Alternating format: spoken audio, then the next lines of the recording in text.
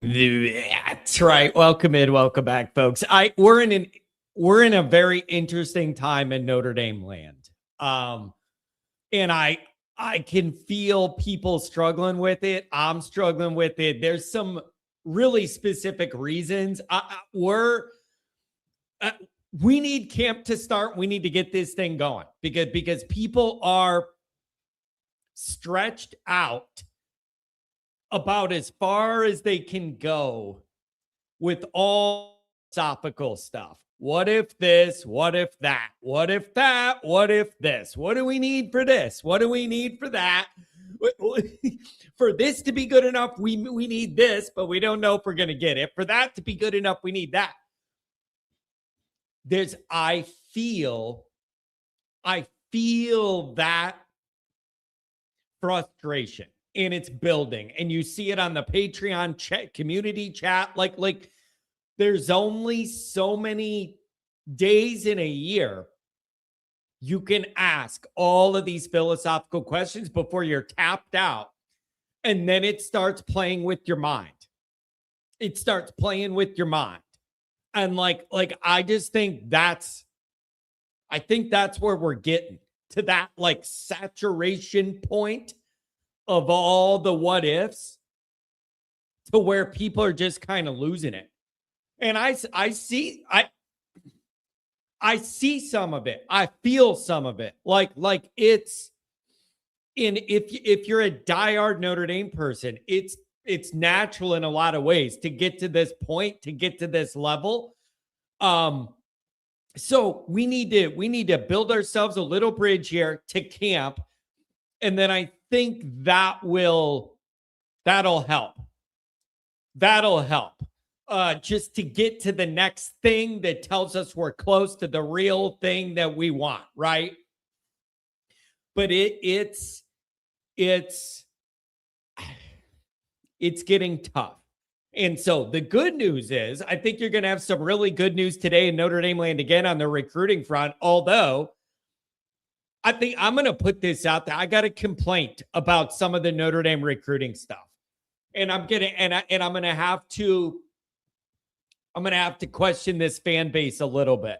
So I got something on that. So you may have a really, really good, like a random Monday before like practice starts or whatever. You're going to get some juicy news here, I think, on the McAfee show.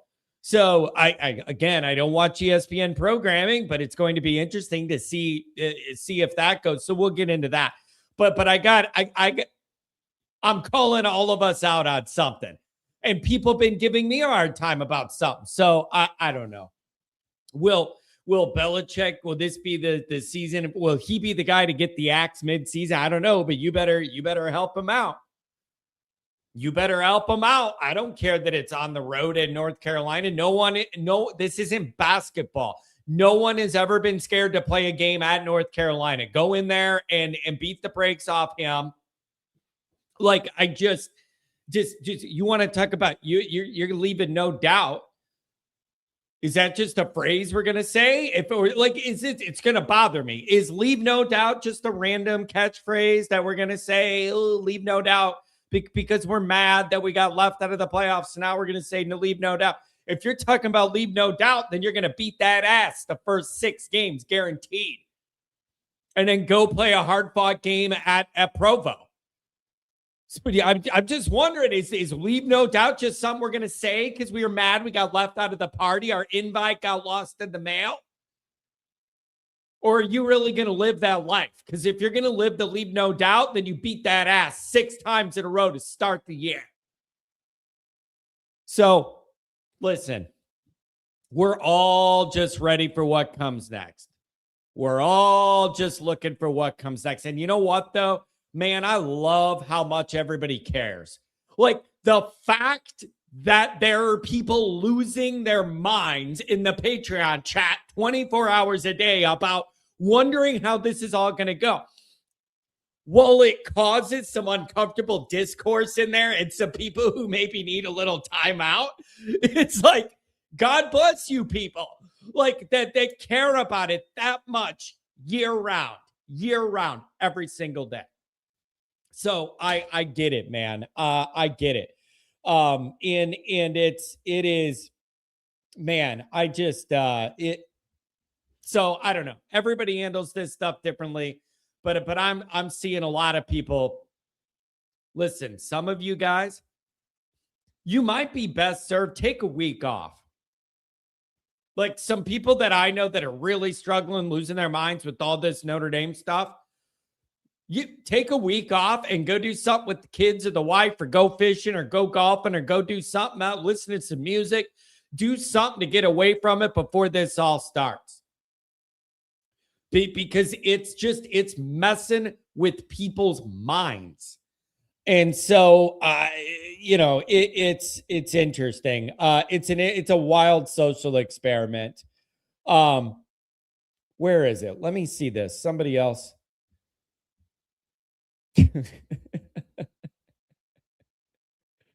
Oh man. Somebody said, where is it? This feels like somebody said it feels like the longest off season ever. I lost where it is. But if you think about it, when you're saying it feels like the longest off season ever, you're really not making that up. Think about it, you guys. The last game Notre Dame played was in the month of November at 3 a.m. at Stanford. Okay. Really giving the showcase slot there to the playoff. The team tried to make the playoff. So your last game you played was literally at 3 a.m. In November. I believe December 9th. I think December 9th was the playoff announcement. So think about it. You had all of December off. You had all of January off. And the year before, you were playing till the last week of January. It was January 20th, I think, was the championship game. So anyone who feels like they're getting stretched out to the max here, it's completely understandable. It's completely understandable.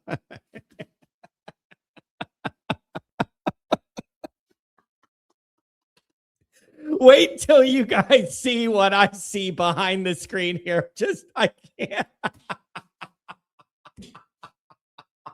Right when I said everybody was losing their minds, this isn't going to help that data point on the other side.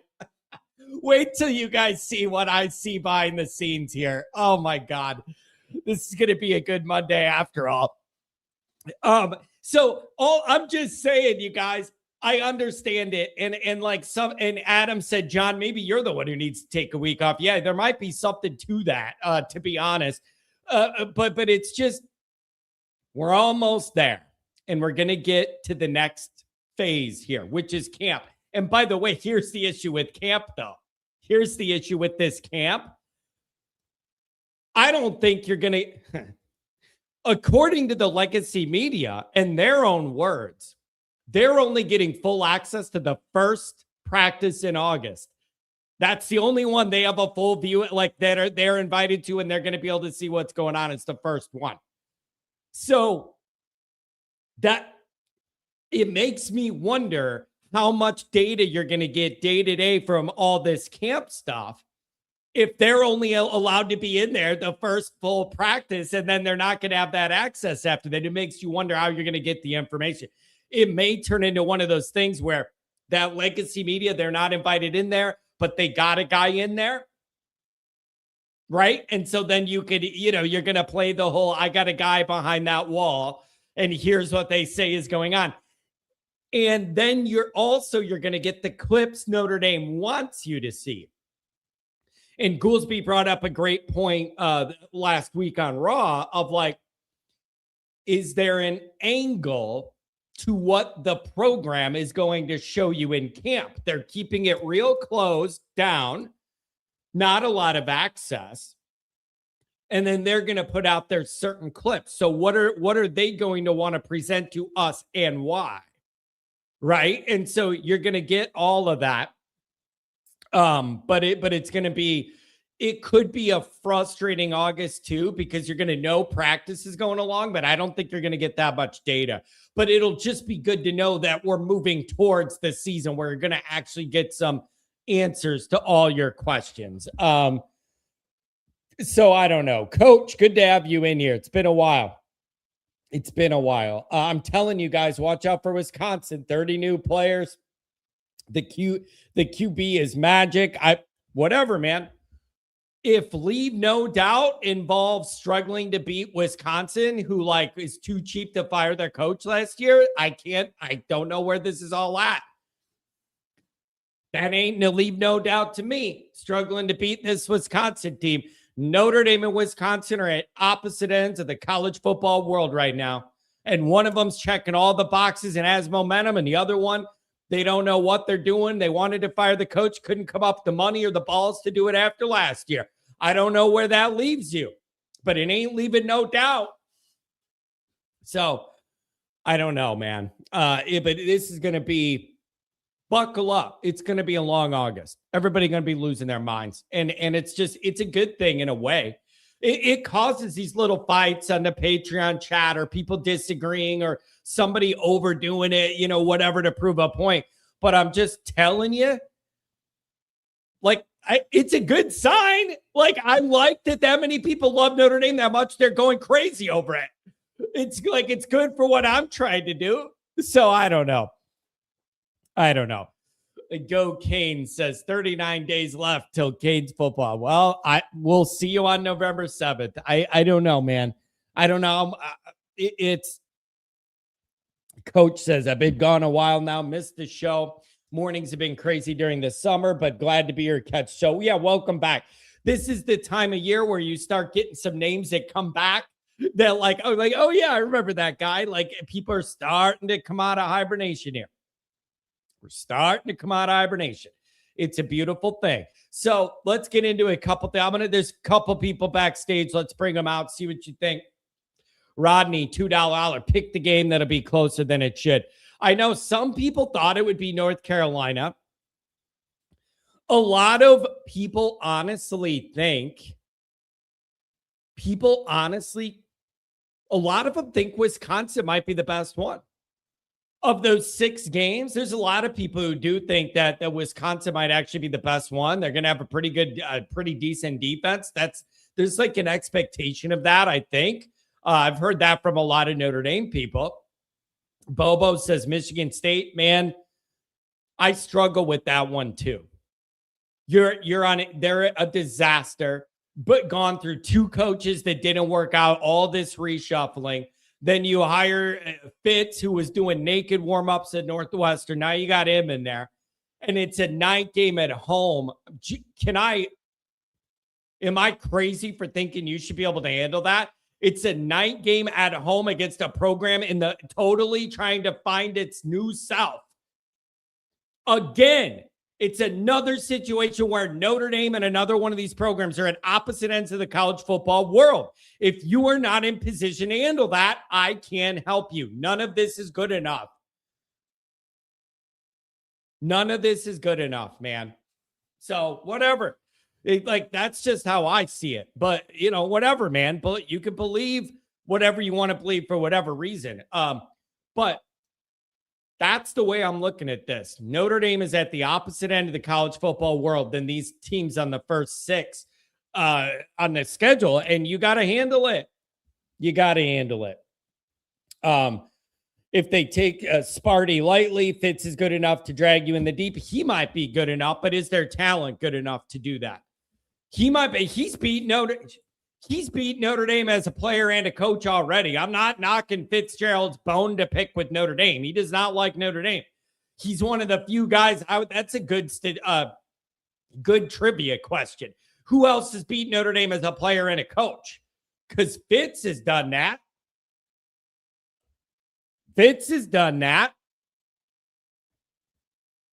So I don't know, man. So it is what it is. But you want to talk about leave no doubt, or is that just like a phrase? And then we get into this season and everything's a struggle bus, and I'm supposed to be okay with it. $10 holler from Justin D. Sniper. Leave no doubt means they need to run the score up until Notre Dame gets the nation's respect. I want to see a pissed off Notre Dame. Listen, from 1 to 16, I'll take 15. Give me the bye. Wait, give me the bye, and let me believe Notre Dame's mature enough they could win even coming off the bye, even though the numbers say 1-7 and it doesn't work out. That's where I'm at. So I'll take that bye and have to win 3 games to win a championship and believe we're mature enough to handle that. Here's the thing, though, about getting the nation's respect. Run up they'll cue the Lou Holtz. There's one thing we want more than anything else, respect. Run it up till Notre Dame gets the nation's respect. I think you're going to be in the top 5 to start the season. So, like, you're going to get respect right out of the gate because you're going to be a top 5 team before you even play a game. So there is some respect, right? Because you're going to be a top 5 team. And I don't know where you're going to fall, 1, 2, 3, 4, 5, but I think Notre Dame's going to, it's safe to say they're going to be inside the top 5. So I don't know, man. Anders says, it's hard to leave no doubt without a boundary wide receiver. How sick is everybody dealing with this issue? I just feel it's just the Notre Dame wide receiver thing has been a thing forever. And I just wish you could somehow flip the script the way you did in the secondary, where it was considered a weakness of the program for like 20 years. Now it's considered the strongest part of the program. Can we get over that hump or start leaning over onto that side? And this is coming off, questions of health and Quincy Porter. What are you going to do? Where's your big body guy? It's exhausting to have that discussion with Notre Dame's wide receivers every single year of when this group's going to fully turn the page. I think, what do you have? 15 scholarship receivers this time. And I think people feel better about your options there. So we'll see if that translates. So I don't know. Suds, this next month's going to drag. Yeah, it is. You got to do what you got to do to get through. I'm serious. Put your phone down, go golf, and go do something. It'd be good for you. All of us. Be good for all of us. Commander, this is good. I'm going to get back to that. I'm going to go back to that. Yeah, that's Hammy House. I'm sick of hearing about people's hamstrings and everything. All right, here's the deal real quick. Looks like Notre Dame's in line to land another top 10 player. Then you guys are coming up that are waiting. Okay, top 10 player in the country, regardless of position, in the 28 class. Darian Prescott from Bolingbrook. By the way, fantastic country club. More of a link-style golf course. That's what I know Bolingbrook for, is going to golf there. Good link-style course in the suburbs there, right off the highway. But 6'4", 255, edge, consider it, list top 10 player regardless of position. Regardless of position. Not he's number 10 at edge. No. I'm looking at overall, all positions, top 10.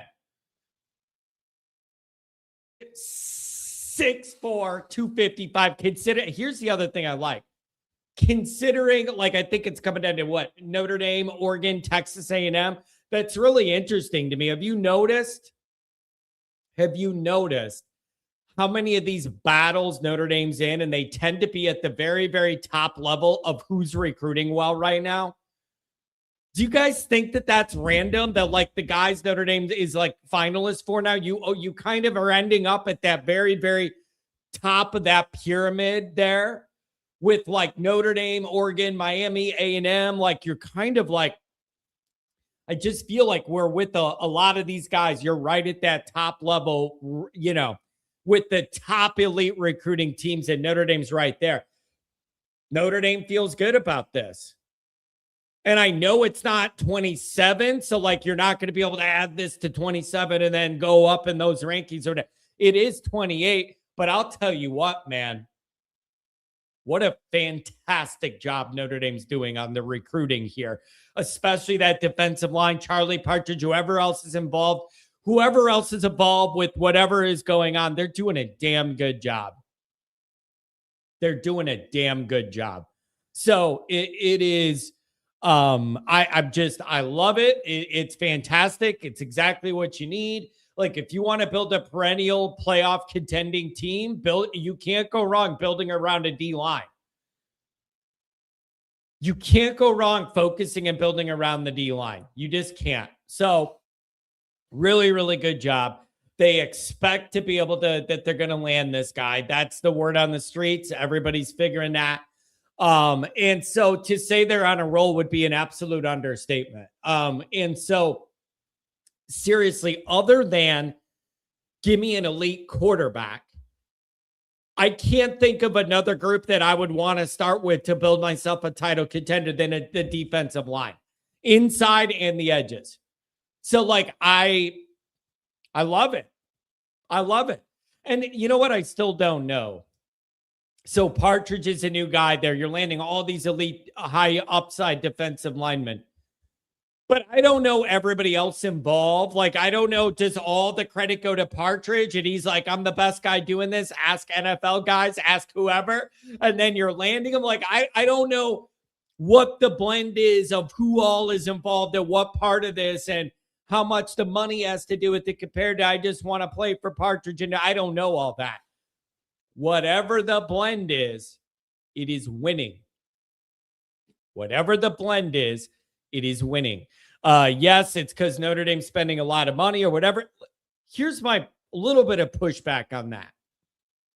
These guys are going to get a shitload of money at that top end of the recruiting pyramid, no matter where they go. I feel like people undersell Notre Dame recruiting a little bit. I feel like people undersell the Notre Dame recruiting thing by being like, oh, it's just money. And then so you like don't get credit for recruiting these guys because we have a lot of money to spend. They're going to make a lot of money and get a fat NIL deal from any of these top teams. You still got to make them want to feel home in South Bend, man. I'm just saying. I'm just saying it a little bit of it sometimes comes off as like, oh, you're not getting like full credit because there's a lot of money involved. And I'm saying, do you realize how much work there is to still get them to want to pick you? So that's the way I see it. But there's a lot of people that are just getting nonchalant with Notre Dame recruiting. Like, oh, whatever. We have a lot of money. Like, whatever. I think that's underselling a lot of the work that goes into it. Now, am I naive enough to be like, we're landing them because Marcus Freeman's a nice guy and that's why? I'm not saying that. I'm not saying it's all Freeman's personality and smile and aura when he walks in the room. Like, I'm not saying that. The money's a big part of it. The money's a big part of it. But I don't know why people are acting like you don't get credit for having to work hard in recruiting just because you're spending a lot of money. You still got to make a pick South Bend, Indiana over all these other places. So that's all I'm saying. And my secondary complaint is, listen, I know you want to worry about what we may not have that isn't good enough that keeps you up at night. But man, it's okay to lean into the recruiting a little bit and like soak it in and enjoy it. I feel like we've been landing elite defensive linemen and people are like, yeah, but who's the big body boundary receiver? I don't care about that. Like, it's okay to like, I already feel like people are taking for granted the level at which Notre Dame is recruiting. I do feel that. And I'm not saying not to worry about boundary wide receiver, anything else you're worried isn't going to be good enough for what could go wrong. But I'm starting to feel like it's like we're landing these guys we've struggled to land for the last 30 years of my life. And people are like, yeah, whatever. What about receiver? Like, I'm just saying it's okay to lean into the recruiting and really soak in how far Notre Dame has come in recruiting and what they're doing. It is okay to soak that in and enjoy that. Okay? It's okay. And the money thing complicates everything. But it's just like, sometimes people speak about Notre Dame recruiting and the money like it's a bad thing. It's like, oh yeah, we're doing that, but the money, hush, hush. There's a weird dynamic around that sometimes. It makes me a little uncomfortable. But these guys at this level are going to get big money anywhere. You got to make them pick you. You got to make them pick you. And you still get credit in recruiting for that. They're going to make a lot of money anywhere they go. So understand that. So we'll see what happens. You're going to have to maybe watch a little bit of ESPN and have that kid commit. That'll be awesome. It is just, it's a wonderful thing. It's a wonderful thing what Notre Dame's doing in recruiting. That's for sure. That's for sure. And so embrace that they're spending that money. Enjoy they're spending that money. That's what you're supposed to do here. That's the name of the game. The name of the game. Andrew, I think it's clear. Landing private school players like we should have always landed. That's that Chicago Catholic League connection. Partridge perceived to be the best in college football. I love that. I don't disagree with that. Freeman has the entire organization scouting and recruiting. I love it. And the NIL money. Yeah, whatever the blend is. Whatever the blend is working. So just lean into it. Whatever the blend is, lean into it. It's working. So that's awesome. That's awesome. So I don't know, man. It is weird seeing people. I don't understand what your angle is if you love Notre Dame, but you're trying to like downplay how good the recruiting is because we're able to spend a lot of money. I don't know what you're getting at. And I see too much of that, and it makes me uncomfortable and it bothers me. What is your angle there on shitting on Notre Dame's great recruiting because we're able to spend a lot of money? You don't get credit for landing the guys now? I don't like that. It's rubbing me the wrong way. You're really disrespecting all of the work in the relationship building for multiple years that goes behind the scenes. When you do that, you really are. I think it's a little disrespectful. Just because there's money involved doesn't mean there's not a ton of work.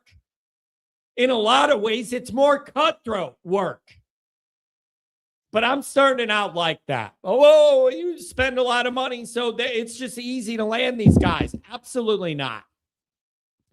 Absolutely not.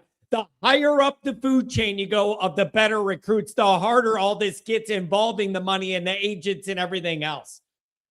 I'm just saying you're underselling all of that work in the name of just saying we could spend a lot of money, so therefore you don't get the full credit. That's wrong. And I don't know your angle. I don't know your angle. I don't know what you get out of like denigrating Notre Dame's recruiting operation because they're able to spend a lot of money. I don't understand it. So that's just me, but whatever. And again, whenever I say this, people like, John, you're delusional. Look at the money. Like, that's why they're coming. The money's a part of it. It's a blend. It's a blend. But if you think I'm not crediting this staff and all the bullshit you got to navigate behind the scenes to land all these elite guys, man, you're selling them short. You're selling them short.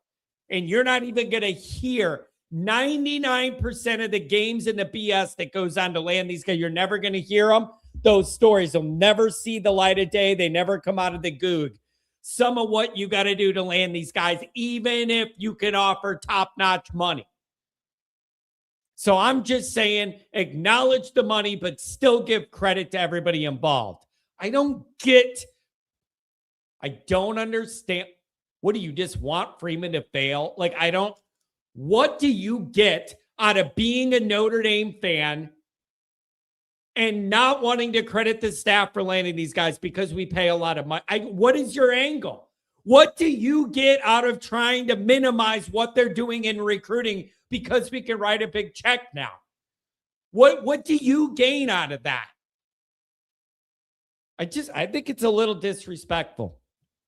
And I think it's a little casual to just be like a lot of money, therefore it's easy. I think that's lazy. I think it's lazy. And I just don't understand why you don't want to give full credit to the full operation. The money, people, the staff. Anyways, so I'm done on that. I'm just saying I'm getting a little sick of it. It's just that the money clouds everything, just like it does in life. It just complicates everything. All right. Let's get to a few of our people that are going to join here. Look, here's where we're going to start. If you're on hold, you're going to be on the air. Oh, this is good. Mike Goolsby, 41. He's in the house. What's going on? Mike, you look like your physique has changed a little bit. What have you been doing all summer? Yeah, getting sloppy over here. 41 days until kickoff. I wanted to hop on. I think I'm kind of known for 41. I did make some changes in my background tonight. I might change that back before Raw tonight. But I want to do this for today. I want to hop on, kind of clear the air, kind of apologize. I want to apologize to a certain running back I've had listed as my least talented running back. And, Mark with glasses, I can't stand the guy. He's an ass. He's always, constantly saying the same thing every time he calls in. But I do have to give him credit. And to extend the olive branch, I did go get these prescription glasses. But, I think I got caught up in kind of Instagram photos and TikToks of running backs, and I kind of discredited a lot of what Aeneas Williams has done, and kind of revisiting and seeing, going back to been watching a lot of film. The 24 playoff run, he got a couple first downs in that first half against Indiana. Of course, we can't forget the big Penn State game, most productive running back behind 2 first-round picks to get to a championship game. So, I spent a lot of time with there. And then lastly, I want to shout out CJ Carr. Last year he showed how good he can be. We can hitch the wagon to this guy. His, 24 touchdown passes. That's the most the player's had in his first 12 games since 66. TD pass in every game, the longest stretch in forever. He had 9 games, multiple touchdowns. So he wasn't asked to do a heck of a whole lot, but, I think you can project from what he did. His efficiency numbers were outstanding. And, his touchdown percentage per pass was number 2 in the country, only behind Mendoza. So I think by projection, you can only expect, that to kind of fall in line. So I'm super excited about our running back, our starting running back. I'm super excited about our quarterback. So yeah, that's about all I had. I want to just hop on. Like I said, 41 days till kickoff. We got a bunch of exciting things coming on Patreon. I'm going to be doing my Goolsby Awards on August 3rd. Somebody asked why you decided to sit in front of your desk this time instead of behind it. Whoa. That's trippy, man. That's all I got. See you on Raw tonight. Later, Mike. I gotta tell you, man, the creativity from Mark with glasses, it never fails. It's surprising me. I lost it when I saw him down there below waiting. Rodney and Willie, you guys are coming up. Let me see. Ooh, I think we're starting to pull some Wisconsin. We got some Wisconsin people in here. Let me go over that. I'm going to go over that. Rodney and Willie, you guys are coming up. See, John, it's the hypocrisy of Notre Dame. SDC pays their players. Now ND spent $44 million. So what now? I'll tell you what now. How about this? My issue was I didn't approve of the SEC paying players before it was legal for everyone to pay players. No one's talking about that being wrong now. I had a beef knowing they were doing it and no one else was allowed to. That's the issue. They were doing pay for play before it was legal to do pay for play. That's the problem I had. So it's like, oh, John, you don't know that. You're just saying that. How can you prove that, bro? Listen to Ed Orgeron talk. He literally said in the old days, we had to bring the money through the back door. Now we're walking right through the front door. It's an open secret. So that's the issue. It isn't the money in general. It's that everybody has the opportunity to do it now. And if you notice the disbursement of the top like 100 players in the country, like the SEC doesn't have the total power grip they used to have over all those best recruits, where Alabama and Georgia would have 5 stars and they're too deep all over. So my issue was never the like paying guys. It's that like now everyone can do it. That was the problem. The complaint wasn't the money. It was that they were the ones doing it and it blocked other people out. So whatever. It's not a dirty little word to be like, we could pay guys now. That's not wrong. Eric, happy Monday, Irish Nation. Going to be a great year. I sure hope so. Underneath Fickle's vest. Here we go. Heard some rumblings that Fickle's cooking up a lethal game plan that will completely neutralize the Notre Dame offense. Can you imagine? Can you imagine the pushback in Notre Dame land if that happens? Can you just imagine it for a second? All this buildup surrounding the Notre Dame program and what this year is going to be and supposed to be and all that stuff. And if you play Wisconsin and they lock you down offensively and you can't do nothing, can you imagine it? Everybody's worried if you're going to get ashy and have a problem, like, oh, is your defense like not going to play defense first few weeks again or what's up? Imagine if your offense is a problem. People are going to lose their minds, absolutely lose their minds. And I don't know, man. It's on Denbrock and and the other thing is all these guys know each other so well with Fickle and everything. Like there's a lot of familiarity. It's just, can you imagine that? Can you imagine that? And the other thing is just like, it's like Fickle's cooking up a game plan to completely neutralize the ND offense. I wonder, do you have the horses to do that physically? Like, even if you're saying, I have a good football brain and I'm designing something to hold Notre Dame down, do they have the horses to physically beat Notre Dame's guys one-on-one in these plays to be able to do that? It's not an insult. I'm just asking. Their program's been in trouble. Like, not trouble like Michigan trouble just like being good enough, having enough good athletes out there.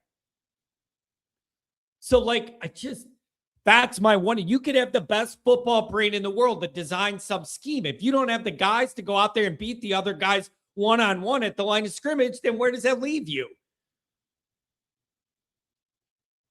So, I don't know. I'm not trying to be disrespectful, but it's just like, how did we go from leave no doubt to like we might lose to Wisconsin?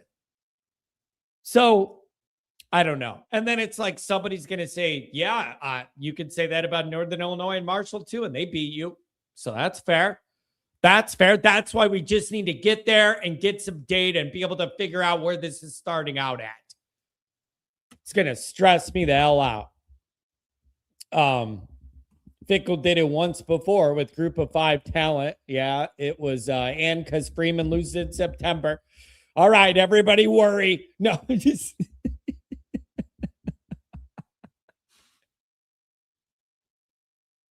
If you lose to Wisconsin, you're definitely going to the Pop-Tarts Bowl. Although, I don't know. You might lose enough games that they don't even want you. Like, I can't help you. I can't help you. Willie, what's going on? Rodney and Eric Spadell coming up. What's up, Willie? Hey John, how you doing, man? I'm doing okay. I admit I'm feeling the pressure here, feeling the heat of like camp starting and all the what ifs and what if this and what if that. There's a lot in Notre Dame fans' minds right now. What's on yours? So first off, I haven't called in like a minute. By the time when I used to call, it was like with your number. Now you have this whole streaming thing, so you're really stepping your game up here. I was surprised by this the other day when I tried to get on. But so the Yeah, show's doing man. great. I ran into a technological issue with one of the cords I need to do the old radio show, and I like couldn't get a replacement, and then nothing was working that I ordered on Amazon, and there was always something wrong. And then I figured out a way to do it this way for temporary, and then people got used to it. So this is what we're doing now. If you Yeah, want to show you're your face, show your face. If you just want to do audio, do audio. no, you're good, man. So freaking first off, I want to address the Wisconsin haters in the chat. So they did a whole study comparing SEC schools and our alumni base with the Big Ten, and Big Ten alum and universities, they end up earning way more than any SEC school for the most part. So these Wisconsin people who are like, oh, we're hypocrites because we're spending NIL, it's like you have just as much capacity, if not more, than many SEC schools. You're just not getting your alumni to invest in your NIL because you guys haven't won anything in so long, and you guys haven't produced a good product, and you're a year or two away of becoming the Mississippi State of the Big Ten at the rate you're going. So you have the alumni to give the money if you guys have a good product. Like look at Indiana for how long didn't spend money on football, and now all of a sudden they have tons and tons of money. Like hire a good coach and produce a good product and you'll get the NIL money. So like Yeah. don't call us a hypocrite. You're the one that's not actually utilizing the resources you already have just because you've been underperforming. Now, some last year when Wisconsin was struggling, I some of their like local media stuff started coming across my YouTube like algorithm, like some of the radio shows local to Wisconsin football, and I was listening to them talk, and they were frustrated because there was reports Fickle was doing the Brian Kelly of like, I don't want to mess with donors, I don't want to go to this event and hug the babies and shake hands and go to the country club and raise the money. And like they were having a lot of Brian Kelly complaints of like things aren't going good, but he also isn't going out of his way to try and play nice with the people you need to get more money. So there was like off the field issues with that going on. And it's, but you know what though? Like nuts and bolts, Fickle's a good coach. And like we've seen him beat Notre Dame before. So like Notre Dame better be ready for whatever this is going to be. He's a good coach. I mean, but it is the modern era. You have to adapt. And like one thing Freeman has always been really good at in his 4 years is every single time that something bad happens, he then learns from it and he adapts to it. And he's able to adjust with the constant changing of the landscape of college football right now, where Fickle right now really hasn't. He also is very set on, his offense, and he changed the culture of Wisconsin for better or worse. And the DNA of their pipeline recruiting hasn't really matched what he envisions on the field. Maybe this year will finally click, but like it so far hasn't really progressed the way that he intended it to be. Yeah, it's and you know what? Like it's really interesting when you look at like all of the insults and consternation about Notre Dame's schedule this year and how light it's perceived to be. But it's like, man, when you first put Wisconsin on that schedule and did that many, many years ago, it was a much better program that was competing. Michigan State was competing when they were put on that schedule. I'm sorry, I don't know how to help you. That two of those Big Ten programs with really cool, unique cultures are failing lately. That is not my problem. They were on the schedule and they fell down and we rose up a little bit. I don't know. I don't know what I'm supposed to do about that. They need to be better. I mean, it's the same thing with the ACC. Like people want to point blame at Notre Dame with the ACC, and it's just like it's not our problem. UNC has been down. It's not our problem. Florida State's been down. It's not our problem that Virginia Tech is taking forever to get their act together.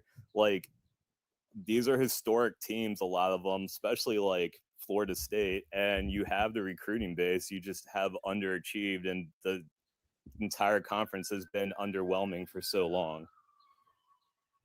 Yeah, and you know what, man? I think Big Game James might do good at Virginia Tech. What do you think about that?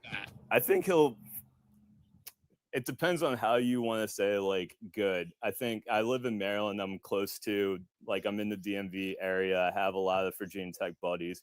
They're super excited about it. I mean, he'll get them to 9-3. They'll be 10-2. They'll compete for the ACC championship. And for Virginia Tech currently, that's great. Outside of the ACC, somebody in Ohio or somebody in like Indiana is going to look at that and they're like, oh, they're not in the playoffs or competing for national championships. And it's like, I don't think that's on the docket right now. Like, a playoff appearance would be fabulous for Virginia Tech. And I think their alumni base would be extremely happy based on where the program has been the last couple of decades. Yeah, it's and I just think that the expectations in the bar are a little different at Virginia Tech than the delusional Penn State thing. And I just think that will serve somebody like James Franklin a little better. I just think he was almost like too nice of a guy to deal with that Penn State ecosystem in a way. Like, I honestly think this could be a more comfortable fit with more reasonable expectations that allow him an opportunity to actually surprise in a good way, maybe when he gets things going. So I like that move for him. Yeah, he's not a national championship caliber coach. At least he hasn't shown to be. I just think he's a very good coach they'll recruit. And Virginia Tech is a school that a lot of the powerhouses around Virginia, but also like the DC, greater Washington, DC area, like a lot of people like that school, have a lot of ties to it. So like, I think he'll recruit very well compared to Maryland, compared to UVA, compared to West Virginia and Penn State. That's kind of like the footprint in that area. He'll dominate that area. How much that will get him in the national conversation, we'll see. Maybe a couple of playoff appearances, that'll be good for him. Andrew Gilmore says Virginia Tech fans going to get a rude awakening when he has a good year or two and then bails to go to the Big Ten or the SEC for the next opening there. So I don't know, man. And then, you mentioned the ACC and some of that discourse.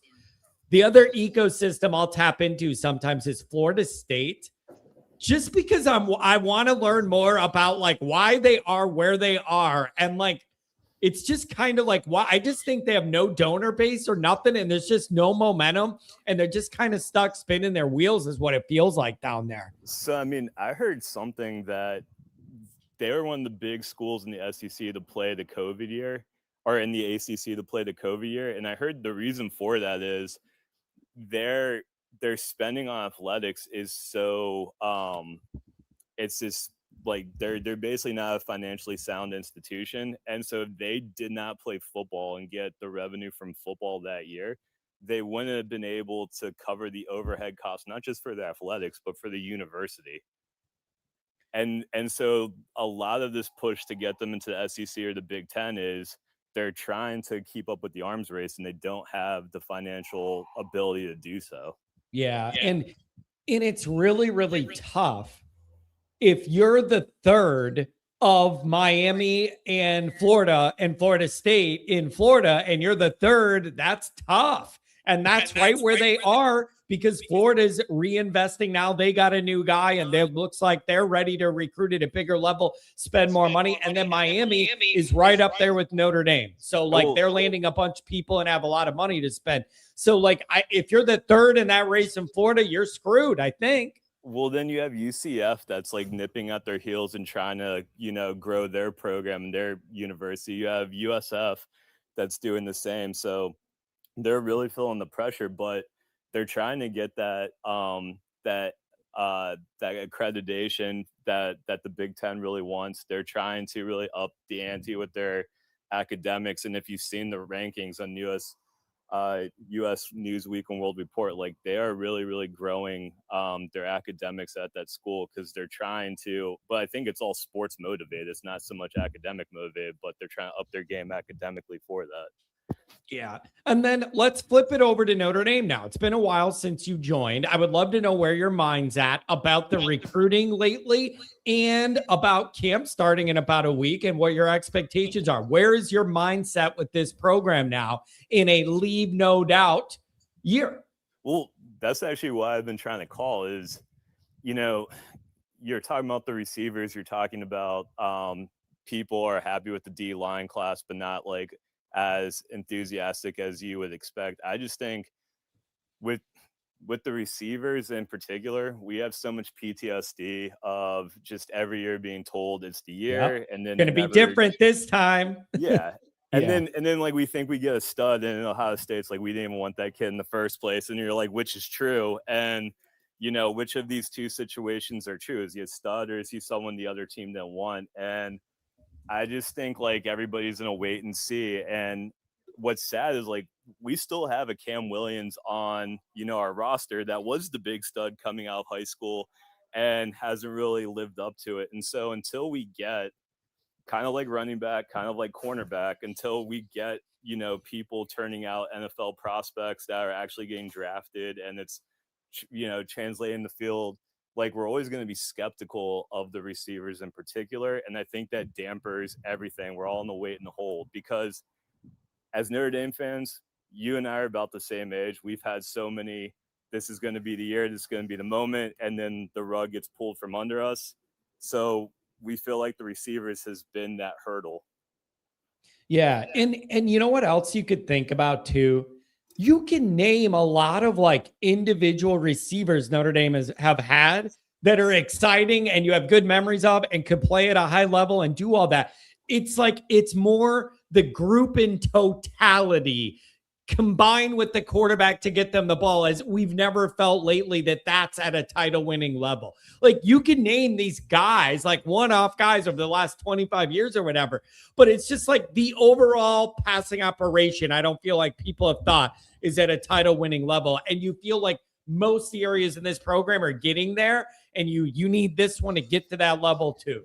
And that's my, like, I think a lot honestly comes down to Denbrock as like, I don't know, people would probably listen to that and like kind of pass it over. But I mean, if we go into a game and he tries to open it up, but for whatever reason it's not clicking, does he bail on it and then go back into the running and ball control? Because people are like, oh, he did this at LSU, he's done this at Notre Dame decades ago. And it's like, but until we start seeing the offense really opening up more and more and putting more onus on CJ Carr and the receivers, it's always going to be a what if.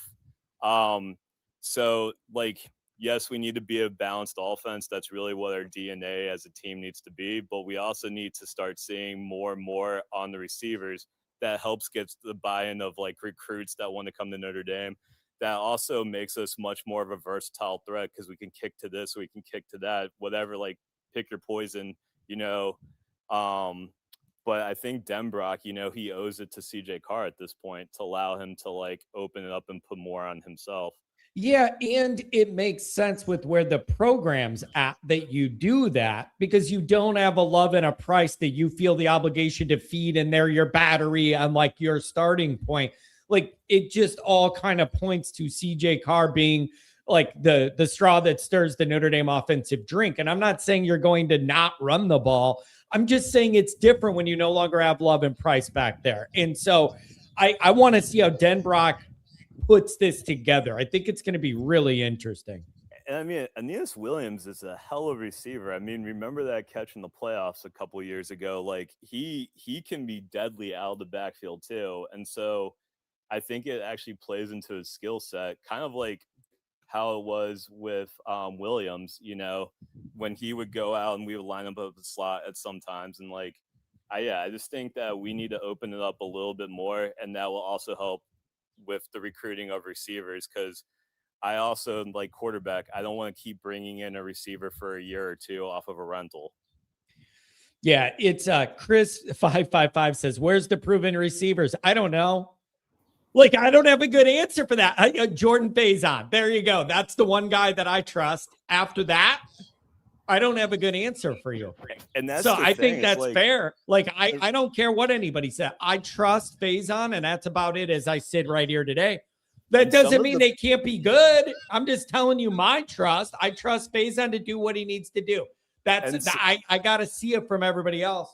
Some of the best receivers in our Notre Dame lifetime have been guys who came to Notre Dame to either play other sports or walk-ons. Like you think about Justin Marja, baseball player. You think right now of Faison, like Yeah, the lacrosse player. lacrosse You think guy. of Chris Fink was solid. Like you I think want of to all know these who, guys. who do we have coming from the fencing team, man? Yeah. No, Andrew Gilmore said a good joke. Yeah, I forget whether it was on Patreon or here, and he's like, what am I supposed to think when Notre Dame's best wide receiver recruiting effort has come from the lacrosse coach? Yeah.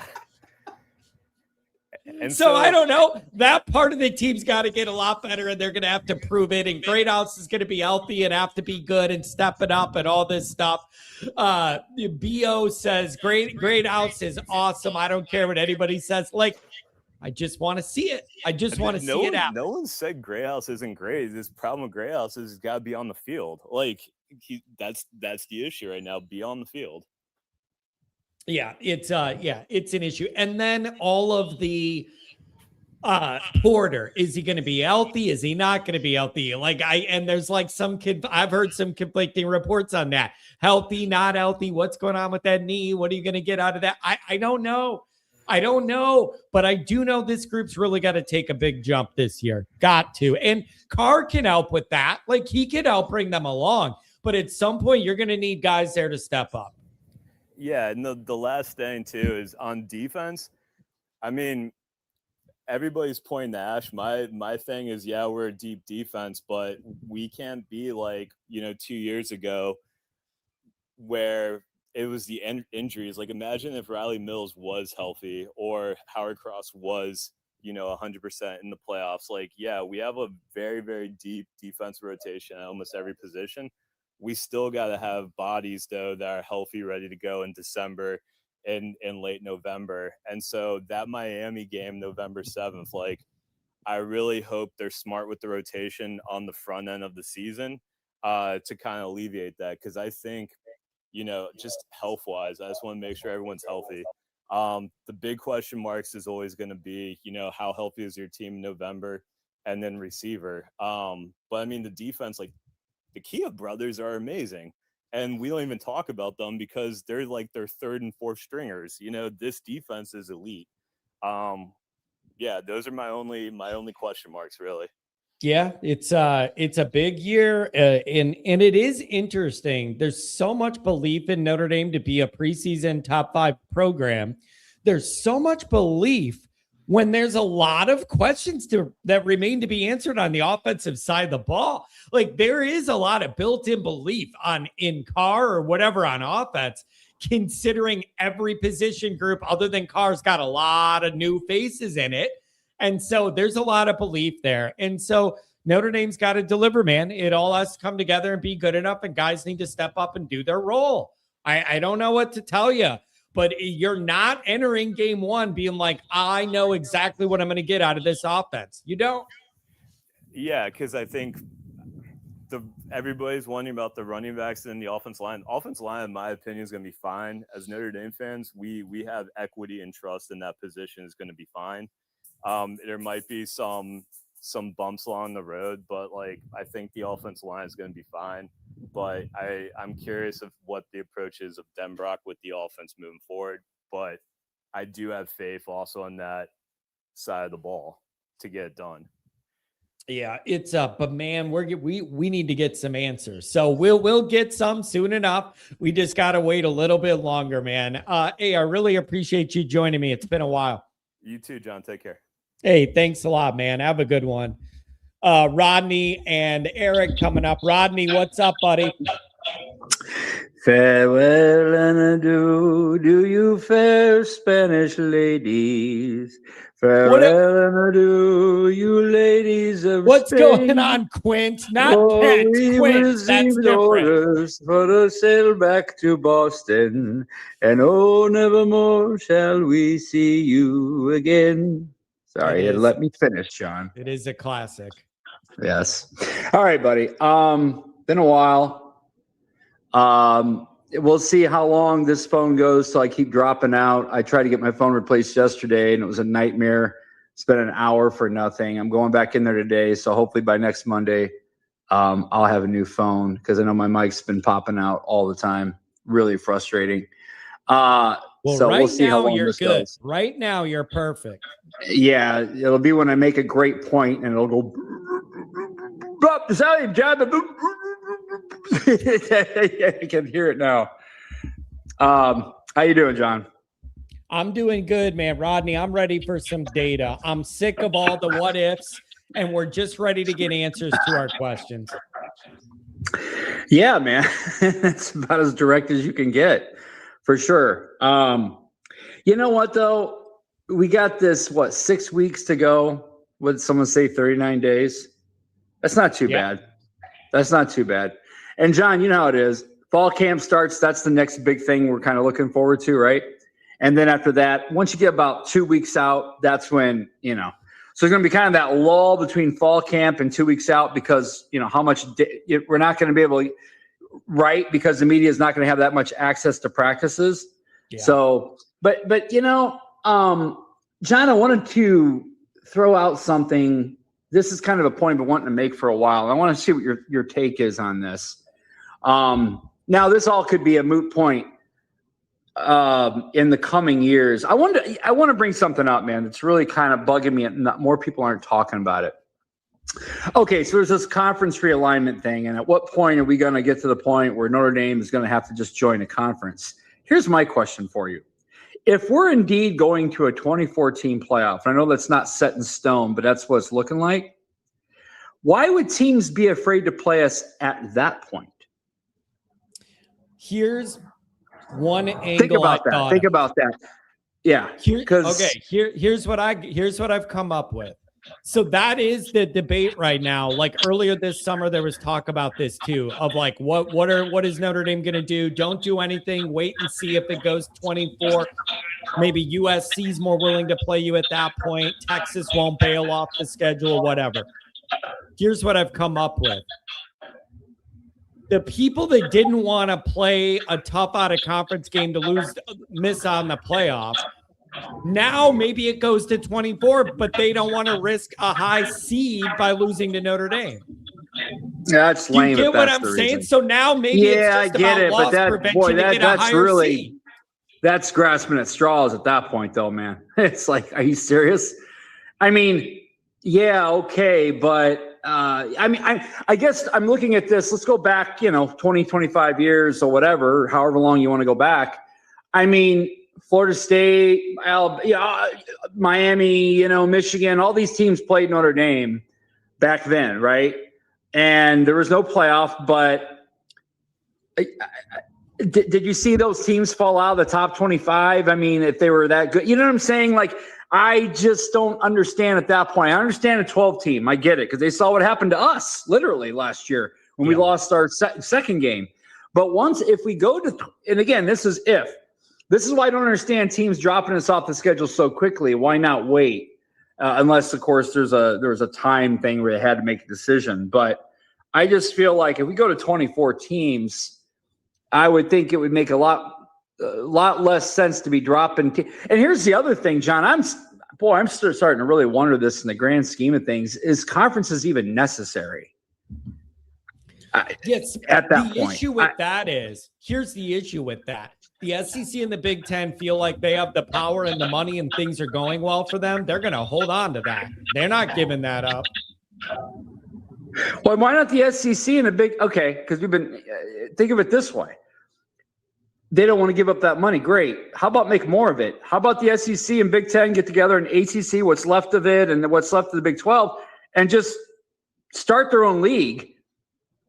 I mean, literally start their own league, and then they are the higher ups. They are the NCAA at that point. The NCAA. I know we've been kind of talking about that, but why not just start their own league and invite more teams in, however many it's going to be, instead of just think of it in such a limiting fashion. Oh, we have these 16 teams here, these 18 or 20 teams here. Why don't they just start the league and they're the ones at the top making, I don't know, man. I'm just thinking about all this, and it's like, wouldn't it be interesting if in the future of college football, yes, you keep it relatively regional, but let's say every 5 years you change up the teams that are in those brackets. You know what I mean? Like, I'm thinking a little bit more longer term than this. But if this is the ecosystem we're now a part of, I just think they're thinking of this. I feel like we're too limited in the way we're thinking about it. You know, I understand not every team can just be independent because they don't have the, you know, the cachet that a Notre Dame and a Miami and, you know, some of these other teams have. I get that. Yeah. But and I just think I don't know. You're talking about the SEC and the Big Ten. I also want to see what happens with the ACC. So I don't know what's going to happen with all that. I really don't know what it's going to be, but everybody's angling for the most money and whatever. I don't know where it's going to go. Well, and then I guess limiting myself even thinking about this, everybody's saying, oh, well, Notre Dame's definitely going to the Big Ten if that happens, or maybe the SEC will. Well, if we are going to keep the conferences as they are, why wouldn't Notre Dame just join the ACC? Now, all of a sudden, the ACC becomes a more powerful conference because now Notre Dame's in there. Oh, by the way, Miami's been really good. Let's say Clemson and Florida State catch on. Let's say North Carolina catches on. All of a sudden, that conference becomes better. So I don't really understand why Notre Dame would. It's only SEC or Big Ten. Why not just fully join the ACC? And now you've created a lot more power in that conference. And by the way, probably a bit of an easier path as well. Miami seems to be doing just fine being in the conference, right? How are you undo that horrible TV deal the ACC's locked into? Notre Dame is not going to join for that bad deal. So, like, how are they going to? John, again, you're limiting your thinking, my friend. Why would Notre Dame not have the ability to bring them over to what their TV deal is because they're Notre Dame? Do you understand what I'm saying? Like, would they then be locked into an ACC deal? Would the ACC deal be different because now Notre Dame's there and now more networks want them? I get the feeling Notre Dame, Bavakwa, I don't think he wants to join the ACC. I don't think that's on the table. I really don't. I think he's going to buy his time, do what we're doing now, buy your time, see what changes if we go to 24 or whatever, and then analyze where you're at then. That's what I think they're doing. Well, fair enough. And I'm not saying that they need to join that's not my point. I'm just looking at this with an open mind. And I just think that college football has changed so drastically in the past few years. Who's to say it's going to be what we're thinking it is right now? 2 years from now, this whole thing could be completely different. It seems to me, John, the NCAA as it is right now absolutely needs to be burnt to the ground, And then again, maybe that means the commissioners of the SEC, ACC, Big Ten, Big 12, whatever, they need to take over the NCAA. I'm not saying the NCAA should go away as an institute, in theory, but just the way it's being run right now needs to go away. I don't know. I don't want to say I don't know why it's this complicated. Of course, it's going to be this complicated because of tradition and financial incentives and all that. But yeah, it just seems to me it's so right there on the table. Like, okay, they're begging you to take it over.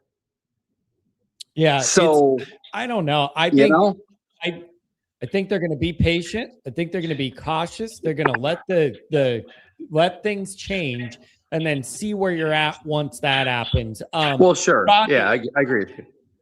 Regarding camp starting, I want to hit that before I let you go. So that's the bigger picture, but I want to know what your focus is on camp starting and where Notre Dame's at here. Well, we're talking about Charlie Partridge and the recruiting acumen, obviously that he brings. God, but this is so much fun, John. I mean, I'm thinking back to 1993. That was the last time Notre Dame had this dominant of a line. They've had other lines that were really, really good, but I'm thinking in terms of just dominance. I mean, Bryant Young, Jim Flanagan, and Brian Hamilton were on that line. And if you go back to 92, add Devon McDonald to that one too, as an outside 3-4 linebacker.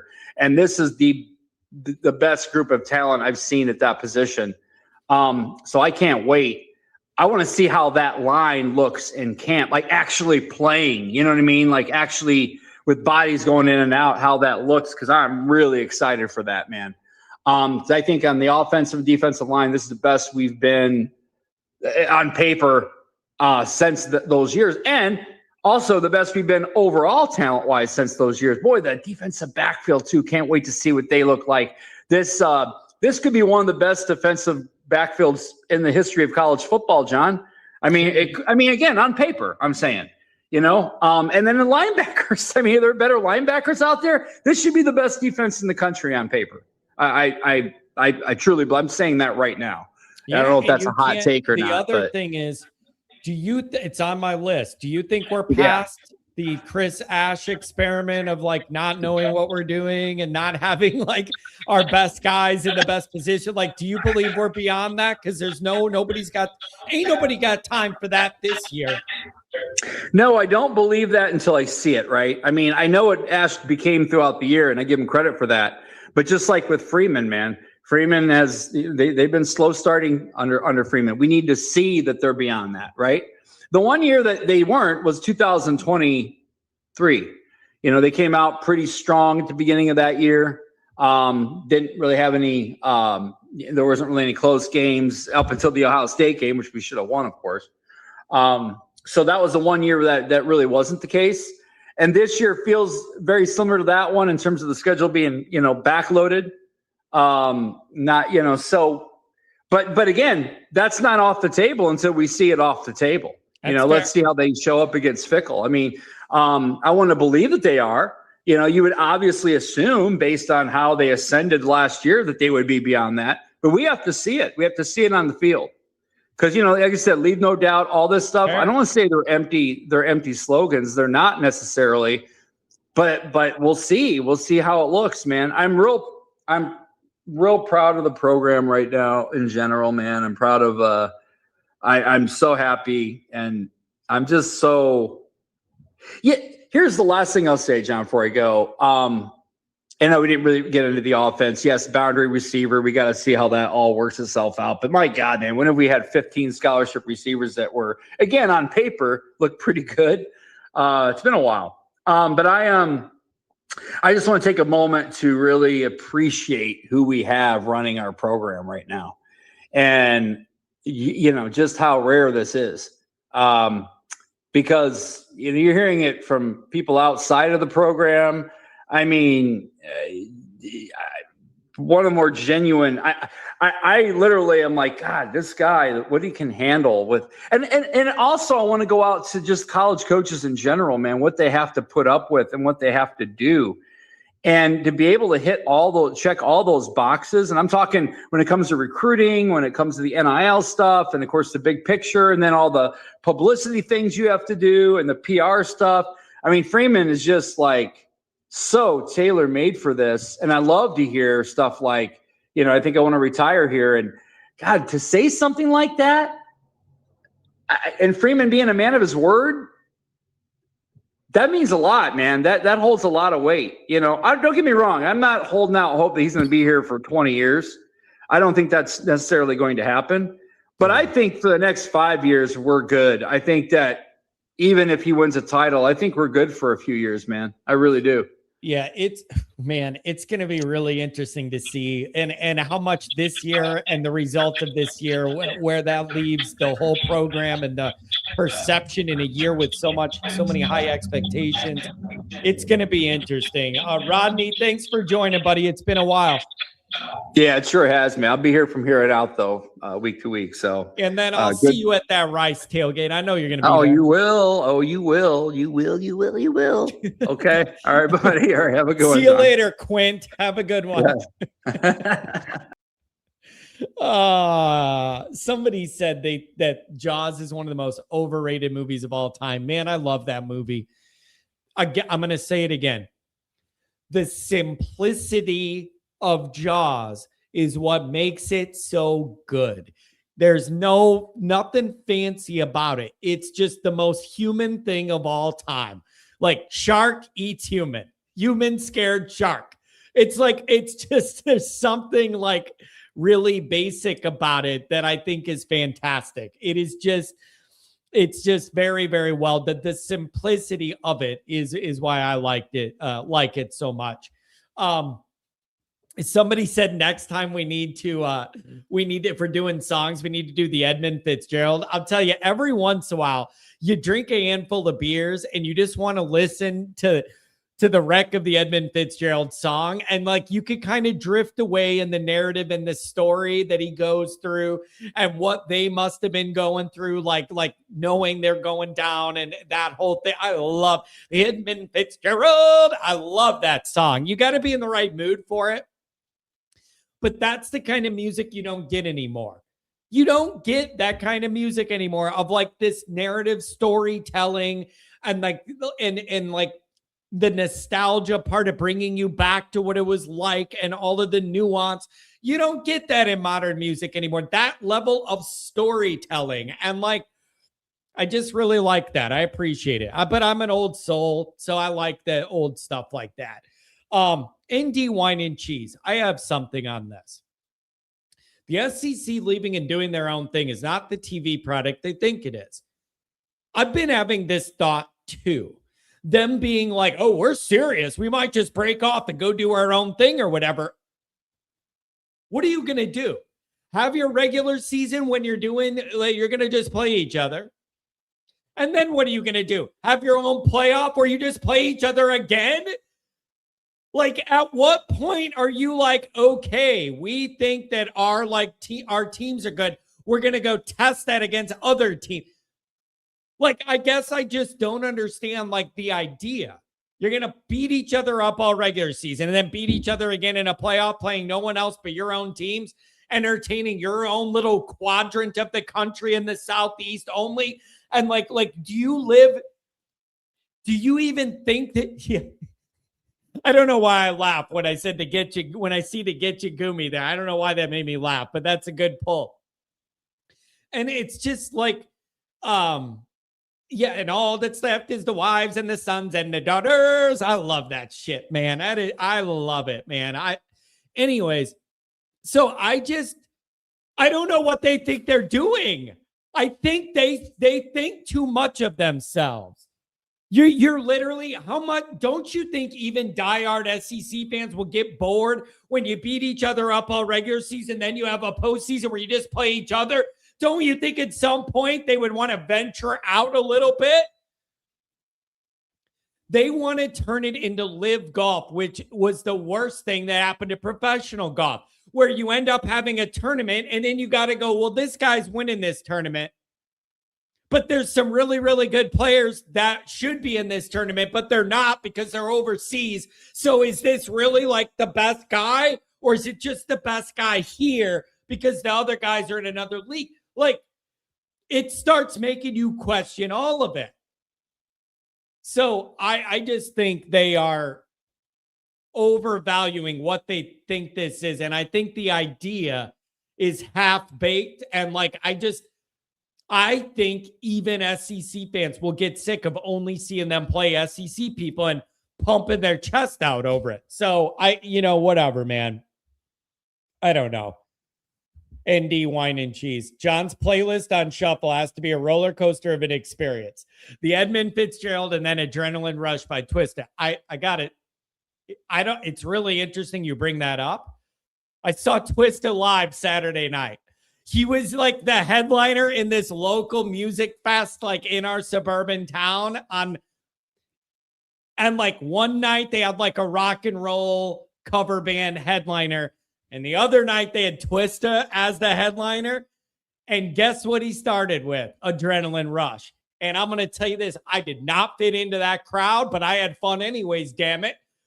You can imagine. I did not fit into that crowd. But I'm telling you, man, when you hit that Adrenaline Rush and it's that beat, doon, doon, doon, doon, and then the bass hits, I was there for it. So, yeah, Twista it was interesting. But dude, when you hit, and you're on this like a big stage system, and when they did the Adrenaline Rush and that bass hit, it was cool. It was in a little bit of my childhood, man, enjoying Twista. In trouble with the IRS, by the way, getting sentenced soon, 5 years of tax evasion. So he was hitting the concert rounds trying to make that tax money. But yeah, he's in trouble. 5 years of no taxes. They're after him. He's going to be sentenced soon. But yeah, he did the overnight celebrity and all that stuff. It was interesting you bring up Twister just because I saw him 2 days ago. But I'm telling you, opening with Adrenaline Rush, anyone that knows that song, you know why I love that as an open. Just that beat is so badass with the bass line, and that it just hit perfect. It was a great first song.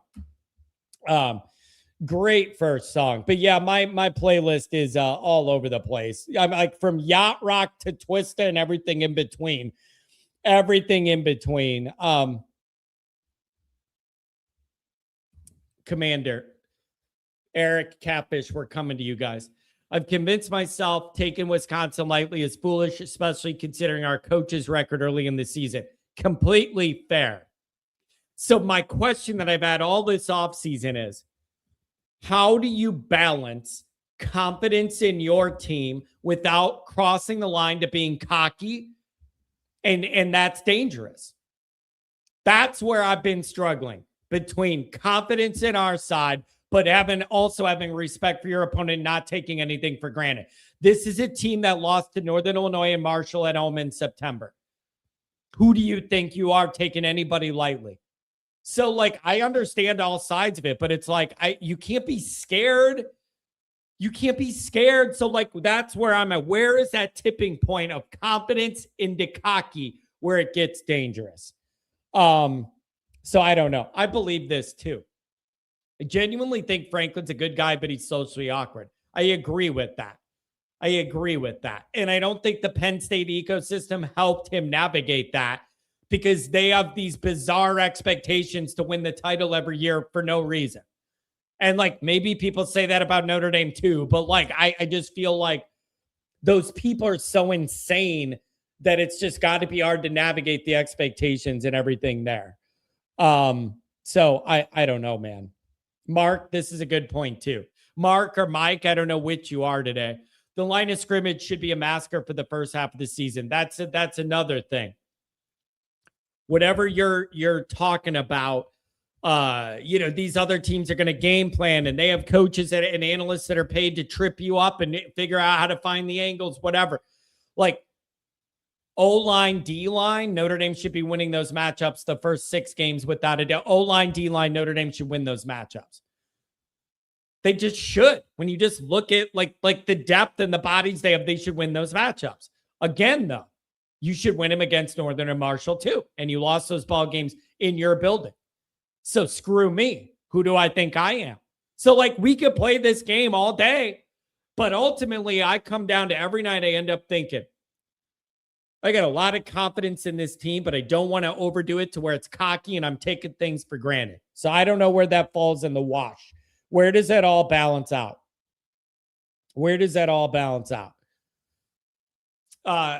See, there's John already building in an excuse for Freeman, saying, are we past the Chris Ash problems? Freeman is the head coach. All decisions go through him. No more free pass. Do I even really have to state that, though?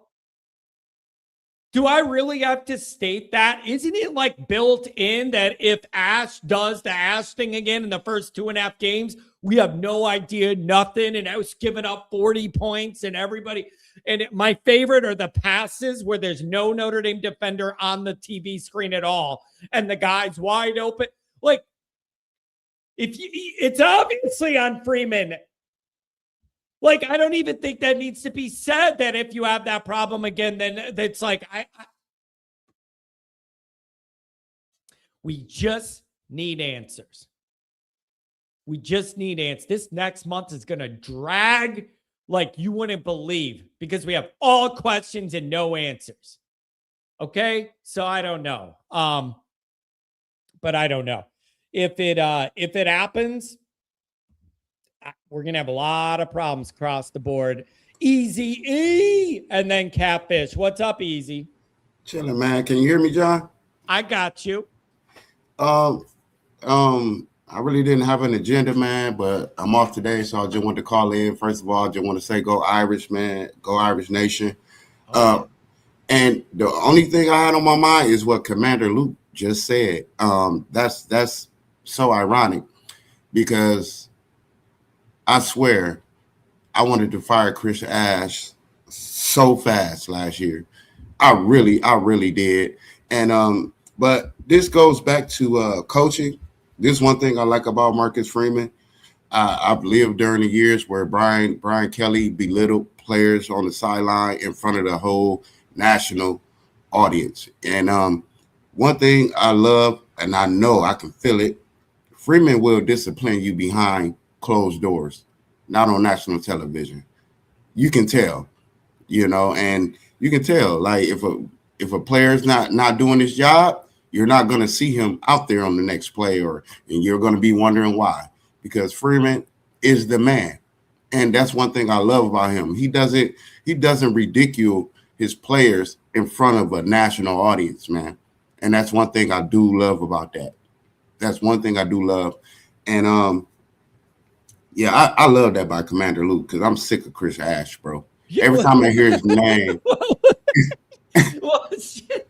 I mean, it's just, but it is weird. Like, dude, people have, it's good to hear from you again, man. I love your energy. I always appreciate when you call in. But I've had, towards the end of last year, man, people were like, I think we owe an apology to Chris Ash. We were all riding him. And then now look at what the defense looks like. Dude, those problems are why we missed a shot to win a championship. Exactly. I'm not apologizing for shit. Exactly. Like, exactly. Bro, like, whatever happened those first two games is why none of this got to like see its way fully out. Just because you cleaned it up late, like you missed the playoff because of those problems. I don't owe you an apology for that.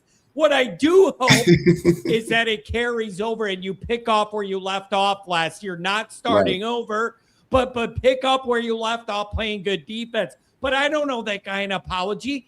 Their miscalculations earlier why we missed the playoff. Why would I owe him an apology? Yes.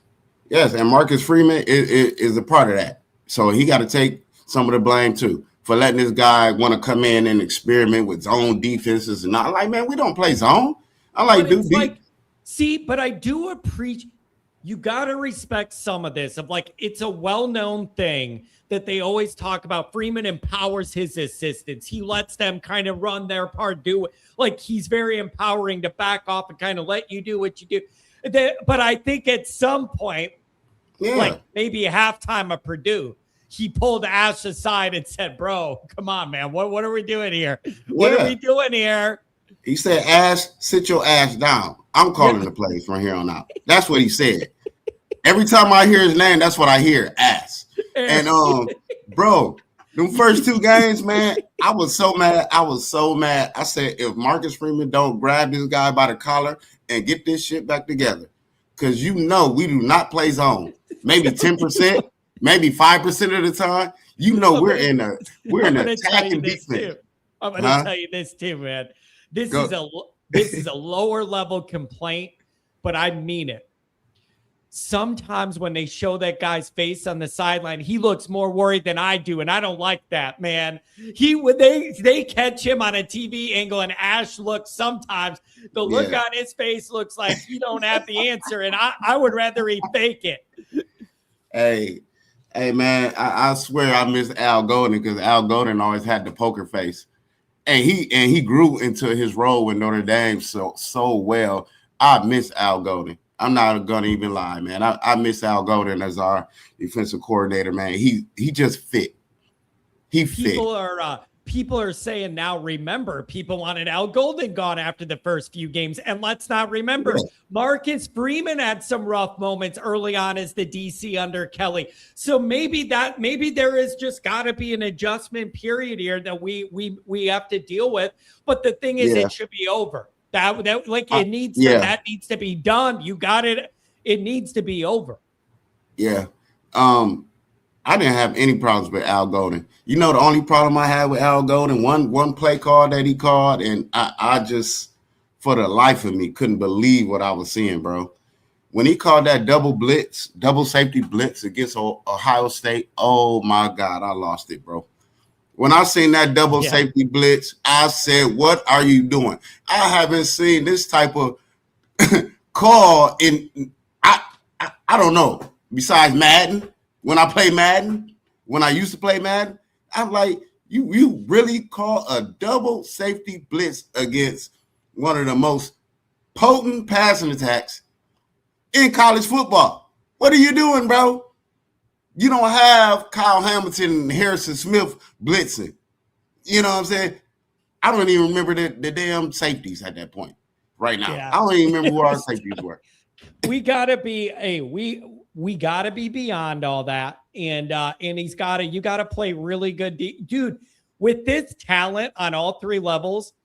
It's hard to mess that up, man. Like, just go out there. Like, it is hard to mess that up with the talent I think we have on this defense. And again, maybe that's where people are going to say that's why the first 6 games are such a benefit for Notre Dame, because your winning margin is bigger than it is when you're playing Miami or A&M to start the year. You're not going to have to be near perfect to win the game. Maybe that's the breathing room you need to figure some details out. But they need to be a tight, like Tuco. They need to be tight, bro. Yeah. I feel you, man. My sentiments exactly. So, like I said, that's why I love your takes, man. They're all so reasonable and they're truthful. Yeah, you know me, Mr. Reasonable. That's what I'm known for around here.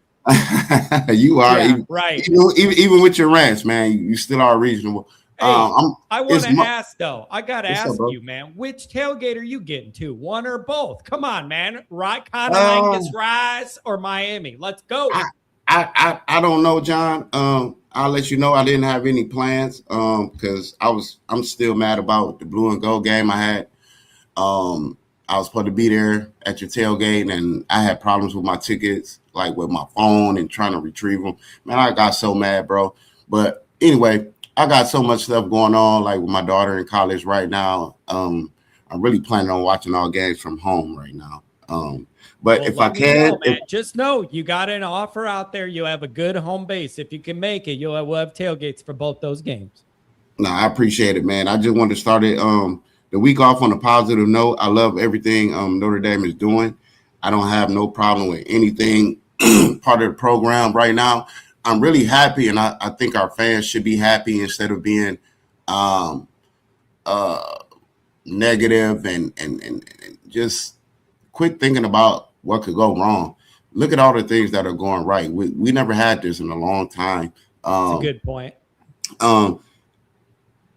One thing that I was thinking about, bro, like for an example, bro, our best offensive lineman has been hurt for 2 years, and I'm not even worried.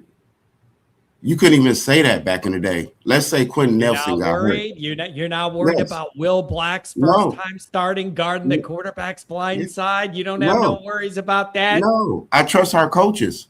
They're not going to put a player in that's not ready. Yes, but you have to play football to get better. So, yeah, Will Black might have got beat a couple of times when he first got inserted. But guess what?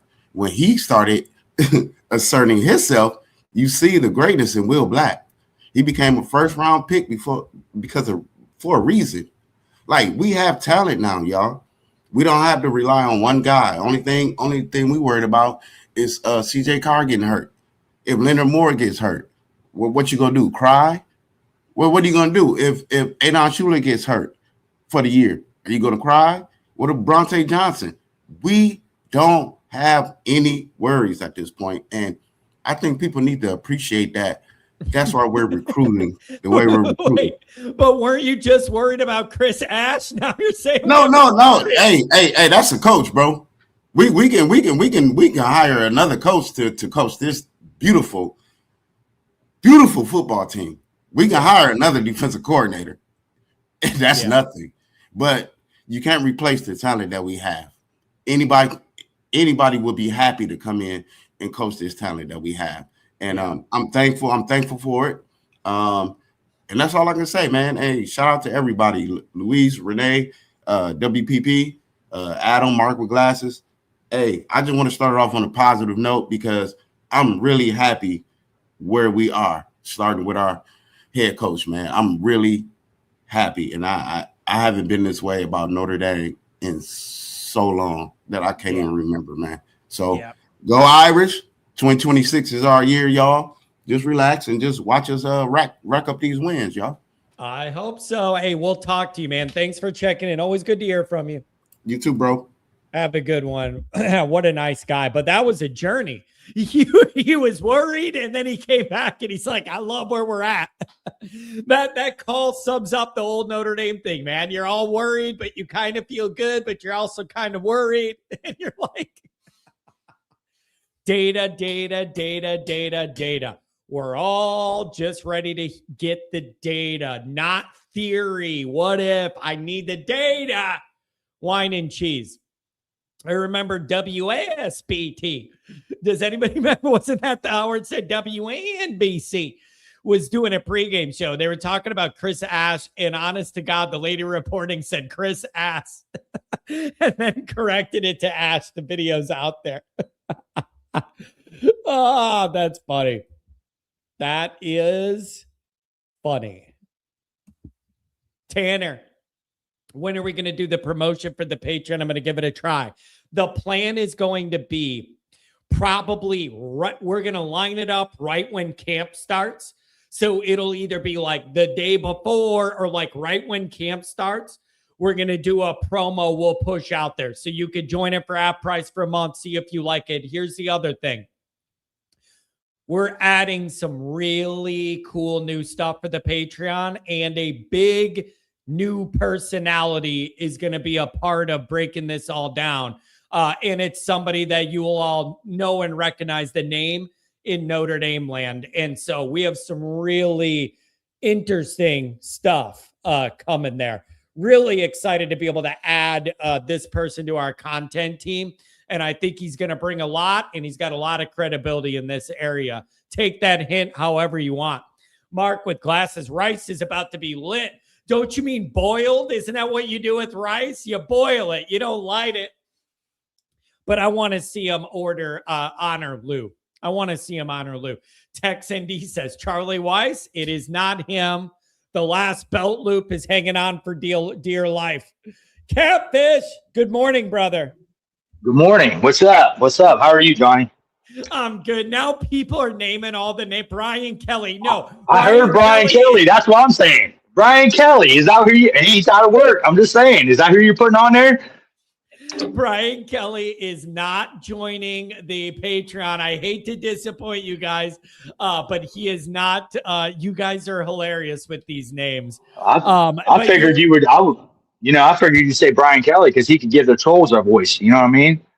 He would be the voice of the trolls. I'm just saying. Oh man, I'm just saying you guys are gonna like it, and it's a name you'll all know, and you're gonna like really having him in the mix. No, it isn't Brian Van Gorder, although that would be interesting.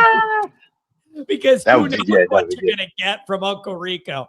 And it's not Ryan Clark. He's available and has a Notre Dame connection too with this kid, but it's not him either.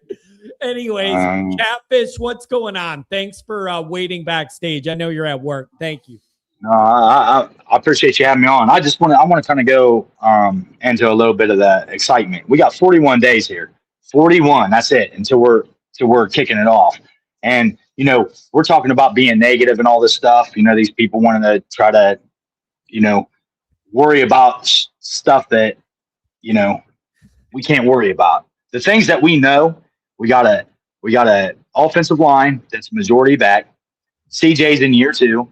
Denbrock's done track record great with quarterbacks year 2. We got 6 games for the wide receiver situation to get ironed out, right? The defensive line is actually got a little depth to it. The defense is the strength of the team. And that schedule, man, that's going to give us time to play around. I'm not saying that all these games are going to be a cakewalk. And I'm not saying they're not going to have a little adversity. It's going to happen. But the number one worry we need to be worried about, and we all need to go to bed saying our prayers every night, is injuries. No injuries in camp. None. 0. And when we get to the end of the year, we're not sitting there like we were, a couple years ago in the playoffs where we had, third string defensive linemen. We need those guys to be depth pieces. And so that's where I'm just trying to say, like, as far as that as a fan base, we just need to really sit back and enjoy this because we haven't been in this spot. Because every single negative that these trolls or these people that want to talk about negative things can say, we have a counter to that in a positive way. Yeah, CJ, he wasn't the Heisman Trophy winner last year, but that doesn't mean he can't improve. Denbrock has proven that he can make the offense better, and the wide receivers, they want to talk about, Great House or Porter. Who cares? It doesn't matter who's there. We got the talent. You know what I mean? So they have the ability to get better. So I just, I kind of wanted to speak on that a little bit today. I don't know how you feel. Maybe we could do like a show on that, what people are most worried about. Instead, because we have so many things that they're worried about. People want to talk about Great House compared to Porter or whatever. It's just, we have so much to be excited about as a fan base. We haven't been there, right? So I hope that our fan base can actually take a step back and be excited about what we have this year compared to all the other years that we've been in the last, I don't know, let's say 38. So I'm just saying, you know what I mean? Just get excited. Catfish. My overall struggle is the balance of having the confidence I want to have in this team, but without it coming off as arrogant and like we could just roll the ball out there and win when we have a track record of that not being the case. So I'm trying to responsibly balance my optimism and belief in this particular roster versus who the hell am I to count these wins in September when you've lost to Marshall and Northern at home? So where do you balance all that? And Andrew Gilmore says, I like that Catfish's workplace is do-rag optional. You have to do that when you wear hard hats, boys. I'm just saying, keeps the sweat out of your eyes. Yeah, there you go, Johnny. That's it. Now you need to get an ND on there like me. You know what I mean? Show your colors. My Navy one is upstairs, but I got the black one, bro. I should have worn this to the Twisted concert. See how that went? Yeah. Look, everything you're saying is valid, Johnny. Look, I promise you, and everybody that wants to say this stuff about Great House compared to Porter, they're all valid points, right? We have to have a little, but we're fans, and we have so much to be excited about. Look, the defense travels, right? And most generally, the last couple of years, the strength of this team, more than anything else, has been that defense, right? I know we struggled in a couple games last year, right? Right off the rip. Ash kind of settled in. The team got better. We have a lot of upperclassmen, a lot of guys that's been through the wars, battles, whatever. That's going to carry the day to begin the year. And the schedule's going to let us have that. Not that they're going to be walkovers, but the defense is going to travel to these games. So if the offense takes a little bit more time, whatever. You know what I mean? Let's find our receivers. Let's find our running backs. The offensive line, usually, good offensive lines are going to provide the quarterback a little bit of time to work on timing. All these things we're talking about, we have so many things on this team to be excited about. And we could dwell on who's the receivers, if a guy's hurt or if a guy's not. We have plenty of time for Porter to get back in the mix by the end of the year, right? And even if he does, who's to say that Great House isn't better? And anybody that wants to be mad if he is, and you ain't a Notre Dame fan. It don't matter who's doing great or who's winning these games. We need to root them on. That's the thing that it just bothers me and burns me, is that you have certain fans or individuals who say they love Notre Dame and they want to say they're happy for injuries. They want to say that they want this guy to play over that play. Who cares as long as they're winning? We should be rooting them on. And that's my thing, is that just like the last caller, Eric said, we got the talent. That's what makes us different than most years. There's multiple year talent. And you talked about it, Johnny, how they recruited. You know what I mean? It's layered. So if you have a player like Will Black, he's going to his first year. If he's left tackle, he's got 6 games to work on that. He's not going against Bain. He's not going against Mesidor right off the rip. You know what I mean? So not that Wisconsin don't have good players, but at the same time, that's what I'm saying. So we just need to go ahead and have a little faith in this. That's how I see it too. That's how I see it too. Is for the first time in a long time, you have a backloaded schedule where you have some flexibility in the front. I always talk about winning margin. How close to perfect do you got to play to win this ball game? You have more winning margin leeway room here in these first 6 weeks than I've seen in my adult life in a Notre Dame schedule.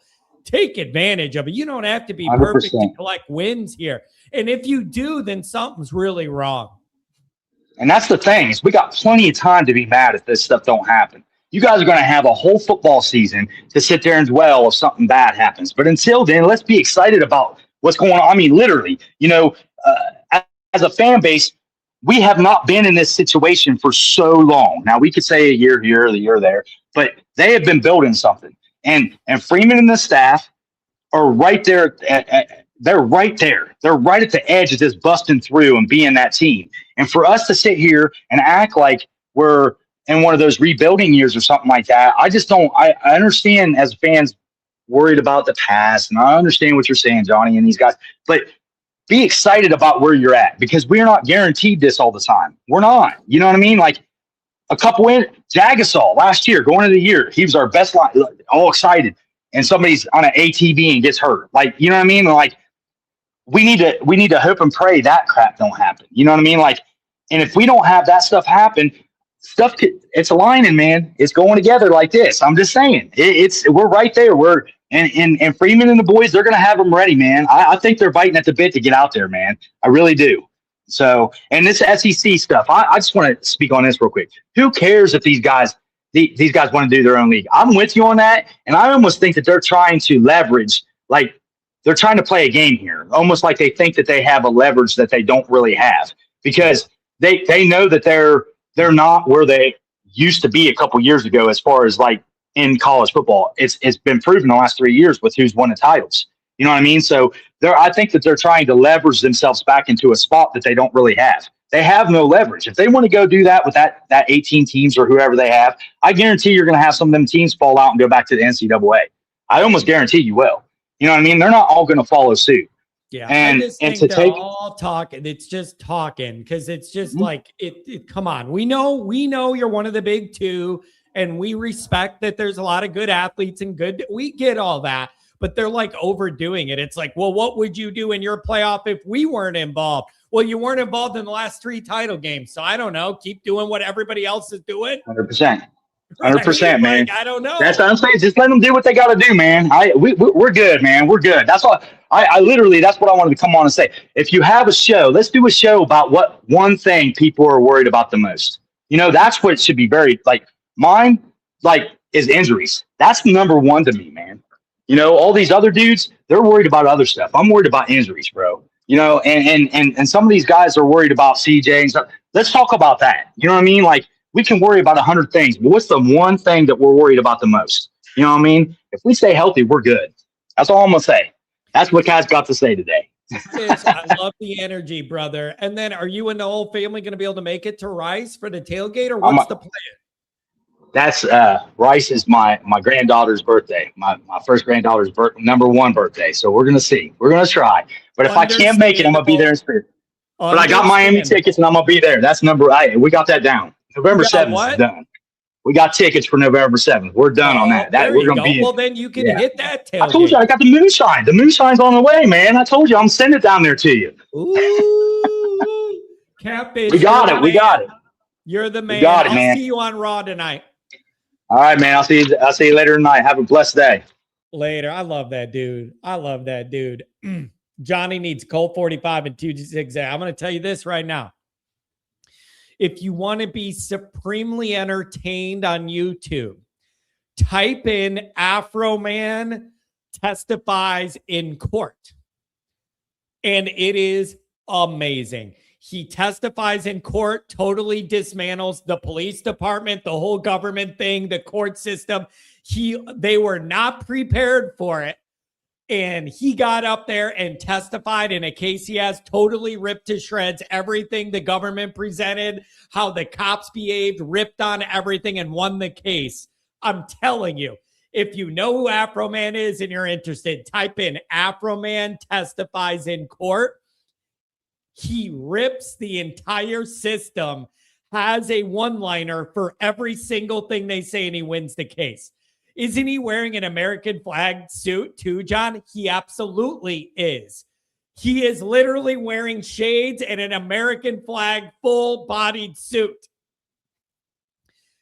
Unbelievably impressive job, the way he nailed everybody in that courtroom, the court system, everything.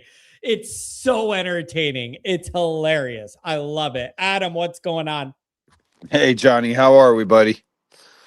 Hey, we're trying to check the final days off the calendar, man. It's getting tough. People are starting to get wound real tight, and you have more questions and you have no answers, and people are ready to just get some data. Yeah, I think we're all there. And I really share the same sentiment as it was Eric, the gentleman before Catfish, as far as what he was saying about like he was just kind of like, well, I feel good, but I don't know, but I kind of feel like this, but I'm a little worried about that, but I'm and it's just the normal kind of I don't know, it's almost like a process that we have to go through as the beginning of the season is approaching because man, like we've talked about so many times, it's just we've been through the ringer with this, and if this is supposed to be quote unquote our year, there will be a lot of those thoughts of like, well, if it's going to be, what has to happen? What are those things that have to come into fruition that have to, to happen in order for us to be successful? And I think for me, at least, first and foremost, it comes down to the trenches. I always think about the offensive and defensive lines and what they're doing up front, and what kind of penetration you're getting on defense, and what kind of protection you're getting on offense. And it starts there. And if you have that, then you can build upon it. Yeah, man. And there's just so much uniquely on the line for Notre Dame this go around with Freeman and all the expectations, the way last year ended in Carr. Every Notre Dame year is a big year, and everybody wants to see Notre Dame go down and fail. It's just the stakes are as high as I can remember them being in the modern age for Notre Dame. Like, this is a year where you are under the microscope more than we even are already just being Notre Dame and that brand. This is big time stuff this year on the line. And isn't that weird? Isn't it weird to be a fan of something that so many people want to have fail? Like, it's such an interesting thing to me. Like, if I told somebody, I'm a San Francisco Giants fan in baseball, they're like, oh, okay, whatever, or a 49ers fan, whatever, unless it's like something like within your division or somebody that is, like a rival team. But the masses that come out across the board from the East Coast to the West, from the North to the South, of when you tell somebody that you're a Notre Dame fan, there just seems to be this like extra level of, I don't know, like the kind of not disgust, but like just this animosity or this desire to have you lose, and you're just like, man, where's this coming from? Because the reality is like Notre Dame, was really, if you look at it, it was the Rudy Rudiger, it was the Rocky Balboa, that's how it started. It was a bunch of like kind of outcasts that didn't have a place, and now it's turned into something where I think it seems across the board, across the country really, that you have a lot of folks who are like jealous of whether it's the continued success, even if without the championship in the last 40 years, or if it is, the types of players we have, or the tuition is high, or whatever it is, or the type of education and the connections you get from there. It has changed. And it's just interesting to me because America was, has been built on like those like feel good stories of the little guy, like, overcoming the adversity and all that other kind of stuff. And it doesn't seem to be that case when it comes to Notre Dame. It's a really interesting kind of juxtaposition, when I look at it. Yeah. It's just, and Notre Dame's just so unique. Everything about Notre Dame's always been unique. It's why a lot of people love Notre Dame. It's also why a lot of people want to take Notre Dame down or have joy in their failures. It's just it's Adam. It just seems bigger than normal. It's always big, but this year just seems to weigh more. Man, there's a lot on the line. Yeah, there is a lot on the line, and I'll tell you that's where. If I can guarantee you, buddy, if you and I and everybody else are feeling it, the way that we're feeling it, that the coaching staff and the administration are feeling it to the umpteenth degree, because they know what they have coming in as far as the recruiting is on fire. Like, they understand like those classes are happening. But when you have, for the first time in a long time, have the outside media and all that noise that's out there, everybody's saying, well, you are number one, or you should be number one, or you absolutely should win the title and go to, the top echelon and win the Heisman and all this stuff. Like, they expect it to happen, or at least they're saying that they expect it to happen, right? Yeah. It makes that pressure just that much more, because if you do fail, then it's almost like a no-win situation. If you do fail, then it will be absolutely the dogs are out, and they're going to be hunting, and they're going to come after us, and they're going to talk about, well, Marcus, he should have gone to the NFL, and this was always Oh going to yeah. happen, It's regardless. going to be ugly. It would be ugly. If they mess this opportunity up with this schedule and this roster, it's going to be very ugly, and it should be. So define that. So John, define that for me. What is messed this up? Is that like not you winning the playoff. championship? You go 10-2 and you're out of the playoff. There you go. Okay. You go 10-2. Like, the first level of it is you go 10-2 and you miss the playoff. That's number one on my radar. Yeah. And then if you make the playoff and just like play horrible and you're one and done, how are people going to react to that? Like, there's a lot of nuance of what it would look like if you get to that level of this. But the first failure is you somehow go 10-2 and you miss it again, and you in the Pop-Tart Bowl. Yeah, for sure. Like, that would be the ultimate, right? That would be the ultimate. That would be just absolutely horrendous. And, but then on that next level, right, making the playoffs, because the likelihood is that we do make it. And let's say we do, and we get in there, and we get bumped in the first round or something like that. Is that going to be the dogs coming? I think unless we win the title, I think they're coming after us 100%. Because we've already been there. We were there in 12. We were there again just 2 years ago.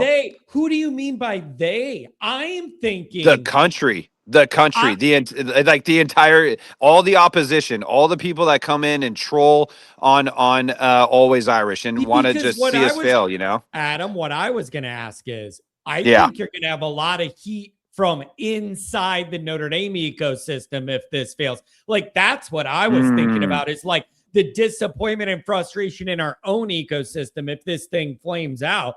And so I don't know, man. It's just, but the overall media pump Notre Dame up when they're good, because it's good for ratings. You get the pro Notre Dame crowd and the anti Notre Dame crowd all engaging on the same content. And then when Notre Dame fails, or you can rip them, everybody else is happy about it, and you do good ratings that way. The media can't lose when you play Notre Dame, either side of it. Exactly. And then we just look at them in either way, and we say, you're welcome, because we're making you successful either way. And you know what? That's such an interesting position that you just brought up, of like, the pressure coming now from the internal, because you're sitting here saying, well, if you can't win with this schedule and with this roster, when are you going to do it? Because as you and I and everybody else have looked in the future, tentatively as it sits, right? Like, you start looking at some of those schedules that are coming up, and it is at Texas, Alabama, like Florida, like all these, you're going to have a higher probability of going 10-2 or 9-3, depending on how the rosters are stacking up and whatnot. Now, also, it depends on the expansion of the playoffs. Did they expand the playoffs? Is it at 16 or 24, or did they just completely melt down and they just kept it at 12? We have no idea. We don't know where that's going to go, especially with all this, BS talk about what's going on with, like, oh, well, what if we break off from the NCAA? I totally agree with you. They are just trying to position themselves for whatever reason. I have no idea what, but it's a lot of ego out there, and that's the way it is. But as far as we go, I look at this year, this roster, this schedule, all the different things that are happening. The recruiting is through the roof. Like, the momentum is absolutely just bolstering on our side, and it has to happen. I think the pressure is really going to be felt, and it'll be interesting to see how they start playing. You want stats, look at like, don't look at like the numbers so much, but you want the information, right? Like, look at how they're playing. Are they playing tight? Are they playing a little bit like, just like kind of on edge because they're feeling it too? Or are they playing loose and free and just like an absolute go get it and destroy, attitude? It'll be really interesting to see how they come out and do it. Especially if something starts slipping in Wisconsin, like week 1. And, oh, I thought this was supposed to be our year. Like, are they going to get into that? And that really comes down to the coaching. Is the coaching going to sit there and prep them for this and have that mindset? Because that's what it really comes down to, not the ability physically, but the mindset to be able to sit there and understand and truly believe internally in each and every one of those guys on the roster and in the coaching staff that you can and will do it. Yeah. It's man, it's going to be super intriguing just to see what start do we get off to for Notre Dame here in these first few games. Adam, anything else? Appreciate the call out there in Florida or California rather. Yeah, I'm at work until tomorrow, so I got a couple minutes. I jump on the show and I always love it, man. I always appreciate getting some time to talk to you guys and speak my Notre Dame mind. Listen to what everybody else has to say when I can. It's a fantastic, as you like to, ecosystem, and it's, I think, one of the best out there. So thank you again, John, and love you guys. And I'll check you in with you on another time. Appreciate it, brother. Be safe out there, man. Firefighting, actually saving people. That's what he does for his job. I sit in the basement, wear a do-rag, and yell about hypothetical football situations. This guy actually goes out, saves lives. DC, skater boy. I think Indy runs 2 turnovers back for scores week 1. By the way, I thought you were going to get back into the Saturday shows after the 11th. What happened? I don't know, man. I got a family. I got a wife that wants to go do stuff. And once we get into the season, it ain't going to happen. So we've been hitting some music. We've been going to do some stuff. We're gonna get back into it here when camp gets ramped up. But I've just had some stuff going on that we wanted to do. Because I'm running out of weekends, and then it's going to be every weekend I'm unavailable on a Saturday for like 7 months. So I don't know. Chris, I'm concerned about the lack of proven players in very important offensive rooms. Fair. Like, I don't know what to tell. I don't know what you expect me to say to that. Totally fair. Yeah, that's fine. Totally fair. Somebody earlier said 10-2 Notre Dame will probably be in because, whatever. 10-2 Notre Dame if they're because of the MOU. You can, not the one about the Strait of Hormuz, but the MOU of like if Notre Dame's in the top 12, they're in, and so you don't get bumped by the 2 junior high teams that they put. I still don't understand that. Are we going to put the best AAA team in the Major League Baseball playoff? I don't understand the crossover there. But I think 10-2 Notre Dame's out. Even with the MOU, man. I just think 10-2 wasn't good enough last year. This schedule is weaker than the one last year. Also, who are the 2 going to be? I got a problem with that too. Who are the 2 going to be? So what you can't with this schedule. What are you going to lose to Miami and BYU or something? And then be like, put us in. Who's your best win? SMU at home. So at some point, I don't know where you think these losses could come from that makes that schedule look good. You have no USC on it. Are you going to lose? Is your best argument we lost to the 2 best teams we play? So 10-2, you're just screwed. And that's why those first 7 games are so important.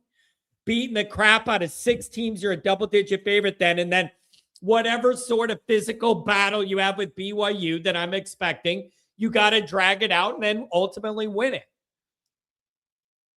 But 10-2, man, that's tough. Because you're either losing to some people you should never lose to, and that's a bad look. But think of it this way. If you want this 10-2 Notre Dame's in, you are either losing to teams you should never lose to, which is a horrible statement to make for the CFP, or you're losing to the good teams we play, and then that's a bad statement to make. 10-2 is unacceptable. Liam at the pool. What's up, brother? Johnny, how are you? What's going on? I'm wound tight. Imagine that. I guess nothing changes. I'm just, man, we're just reaching the point of all this where we're ready to turn the page to what comes next, you know? John, I wanted to touch on something that you just said. 10-2 Notre Dame doesn't deserve to be in the playoffs this year based on this schedule. I'm sorry. Especially one of those two big games being at home, you can't lose both. You got to at least find a way to split one of the two. And if you don't, then we could be dunking for Pop-Tarts. Yeah. It's just, I just think you really need to avoid putting yourself in that situation at all. Right. Okay. Like you need to not do that. Yeah. I mean, one thing though is a lot of people have been questioning some of the inexperience maybe at receiver or other positions, but why is it that only our team questions guys who are unproven? I mean, how much did we know about Indiana last year going in? How good was Mendoza prior to winning the Heisman? I don't know. Where was he a transfer from? UCLA? Yeah, it's Liam. I always think about this. We are all so wrapped up in Notre Dame land. We forget every team has got position groups they're worried about, or how are they going to perform? What guys are going to step up? Everybody is going to have like injury questions in August of who's a go and who's limited and who's whatever. But it's like, and I'm guilty of this. I get so wrapped up in Notre Dame land. It's like, it's just all us. Everybody else has questions too. And you know what? Most teams in the country have way more questions and uncertainty than we have. Right. And I think the one thing that a lot of people are discounting is the jump that people in almost every position can make from one year to the next. And if you take just like Pat Coogan as an example, he was basically a career fill-in or a career backup at Notre Dame. He goes to Indiana and he balls out and has an incredible year. That could happen with many of our guys this year. And I just think that if you trust the coaches, then things like that are certainly within the realm of possibility. Yeah. It's but man, it's just it is interesting to me offensively how many new moving parts there are for Notre Dame, and there's still a ton of confidence in that unit overall. It's like Mike Denbrock, it is your year to shine. You have Carr, and you got a new wide receiver group, you got a new tight end group, you got a new running back situation. I want to see what Denbrock could cook up in his football offensive brain. Yeah, and I know that people are kind of a little bit obsessed with the idea that if you don't have a boundary receiver, that you can't win big games. But when did that become a football rule?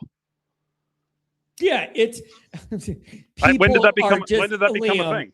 People are just exhausted with the Notre Dame wide receiver thing, and like every summer, it's going to be better this year. They're going to take a big jump up, not one or two individual guys, but the whole group. And then I just think people are getting exhausted with that talking point. Yeah, me too.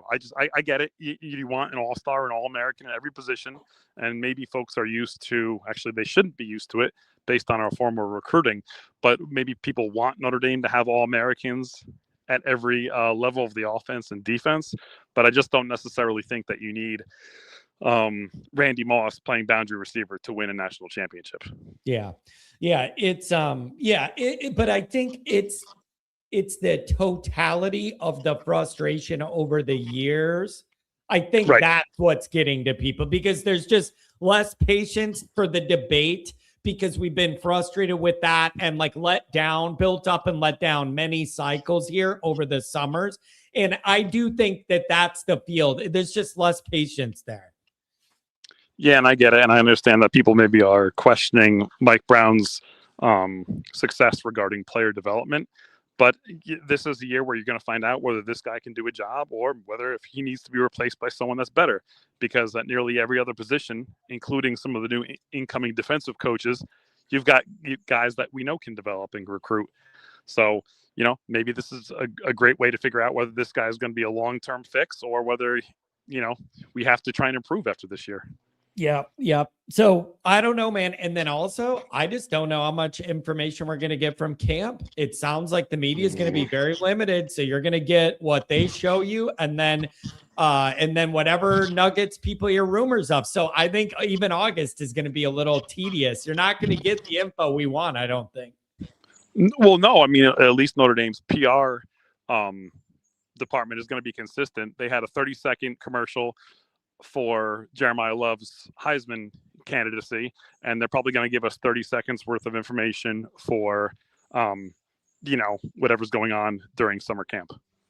Yeah. So I think it's going to be, we're just going to have to get through it the best we can with the info we do get, cross days off the calendar. And I just can't wait to get the information and see where we're starting from against Wisconsin and how put together is the Notre Dame operation week 1, game 1. It is a huge question to me. I want to know, how put together are you right away? You know what I'm willing to do, John? I'll drive from New York to Indiana. I'll meet you, and we could lower you from the ceiling in a harness, and maybe you could get some outside information or some inside information for us. Are you willing to do that? There you go. Attach me to a big drone and just fly me over the practice facility. Yeah, a little cat burglar.